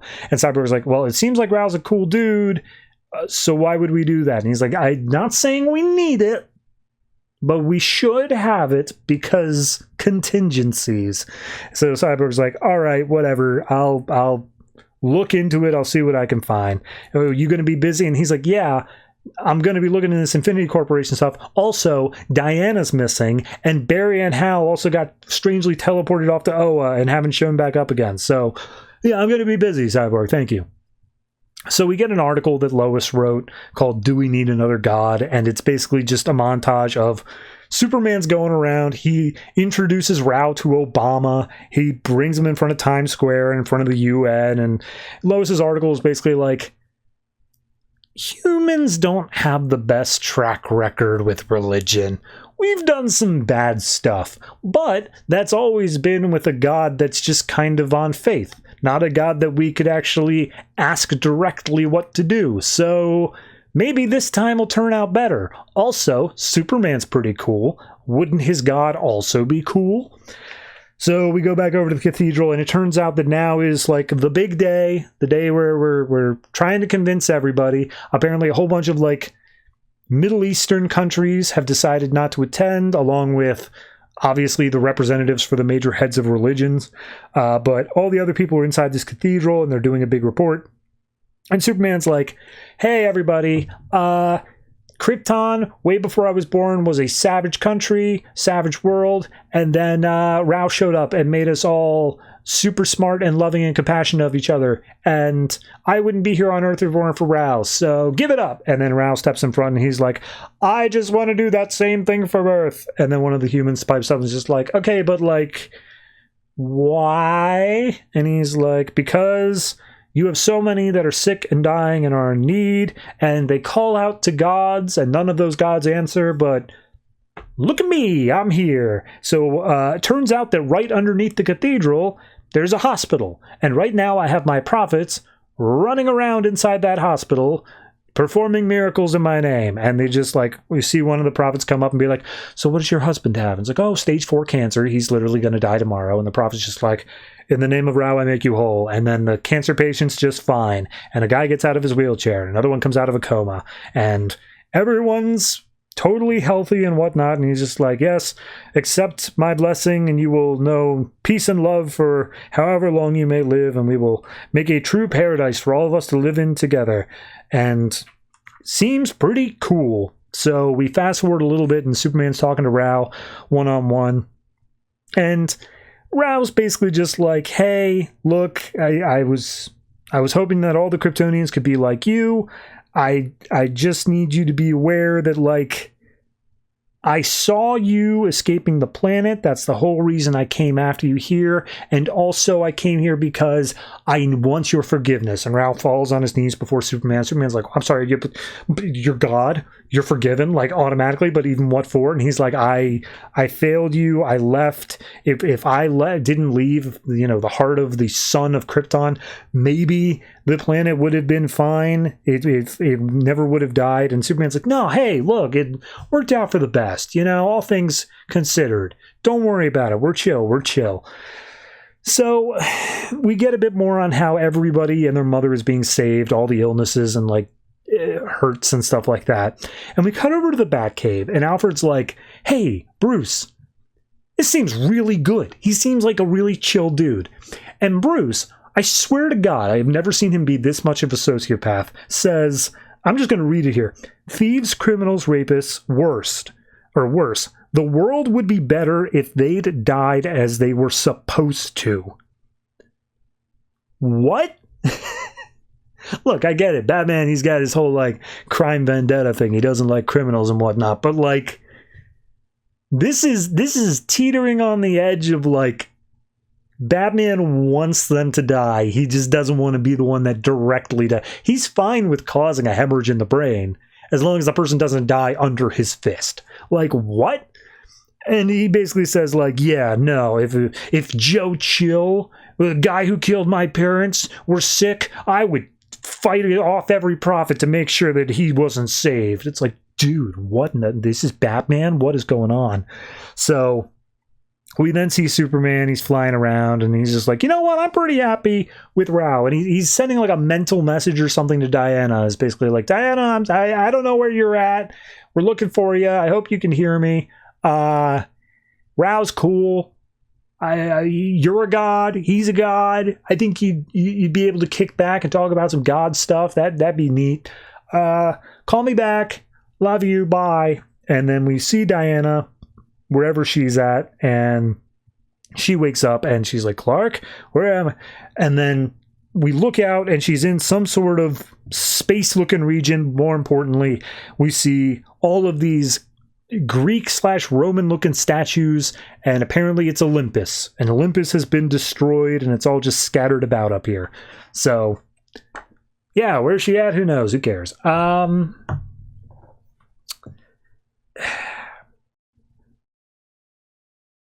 Okay, for the most part, I'm okay with the theory of this book. Like, all right, you want to present this thing of you have a character who's coming in, he is doing nothing but good deeds, and you're playing this idea of we as the audience probably know he's going to be a villain. That's just how these books turn out. But when he does so much abject good, it is hard to say, okay, what exactly is going to make him villainous? Downsides. One, this was already a storyline in Green Lantern New Guardians, not like a year ago. We did this exact same thing. So a little bit dicey on that front, but if we're going to go in deeper with it, so be it. Two, what in the hell are you doing with Batman? Seriously, like what? What? It's not even that like I couldn't see this version of Batman existing. It's the fact that he went so 0 to 100. You know, like I'm fine with him being suspicious of Rao. It's good for him to have contingencies and say like, no, absolutely, I'd be do that. But this fact where he's saying like, hey, look, literally like babies that were born premature are being saved and they are being brought to full health. And Batman can only go and say, yeah, but that guy who mugged a woman doesn't have his face busted in anymore. And I'm pissed about that. It's like, are you, what? What are you doing? So I hope this version of Batman does not continue, because goddamn, that is too much. Beyond that, it's an all right book. I don't know. It feels like it's trying to tell this grandiose epic thing, but I don't feel like the content itself has escalated to that point. It feels like we're still a bit too myopic, a bit too small and narrow-minded here. I'm focused specifically on Rao and specifically on what's going on. If we had maybe bounced around to like, okay, what is the Infinity Corporation doing? What is Aquaman doing more so than just that one scene? More of what Diana's doing. What's Barry and Hal doing up on Oa, if that's even where they're at? I know we're going to get this in future issues, but I think that having it all be focused specifically on how Rao is impacting the planet here makes it feel very single plot, very focused, and therefore not as sprawling and epic as I think this book is trying to get across. So it's a little bit of a weird vibe based off of meta, what I am expecting this book to feel like, just based off the thickness of this beast and how they want this to be a more prestige book, but I think that's valid. I think it's valid to expect that. So I'm going to say this one is a 7.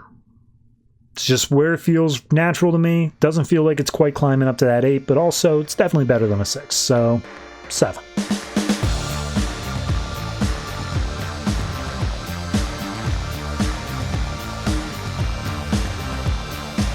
And that's it. That is all the comics that came out from DC Comics. It's July 8th, 2015. And yeah, as I said up front, I am still recovering from that cold. Believe it or not, 2 hours did not cure it. So just gonna wrap this one up. I don't think you really need to hear me talk here. In fact, I'm pretty sure if I look at a graph of people still listening to me once I say the "and that's it" line, it's pretty much a sheer face cliff of, well, done with that by now.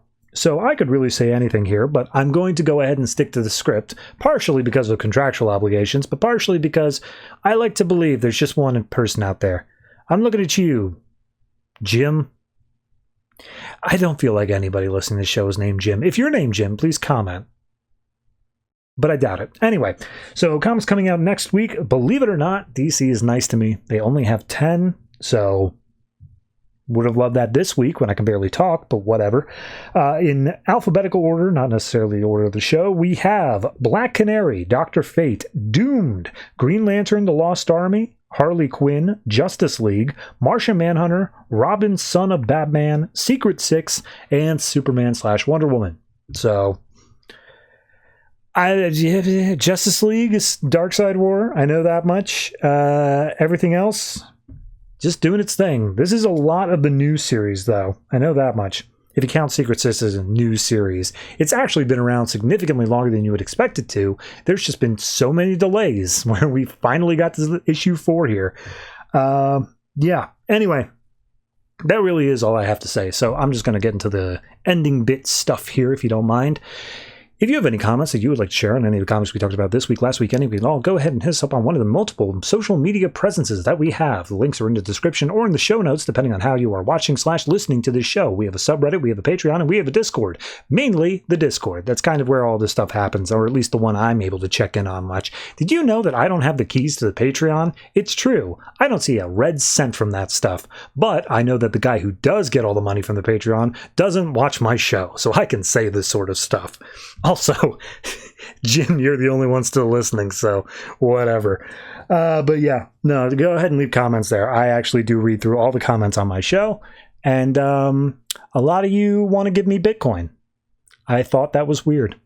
So thank you once again for watching, listening, however you consume this podcast. Be sure to tune in next week, and always try to remember, if it ain't broke, don't fix it.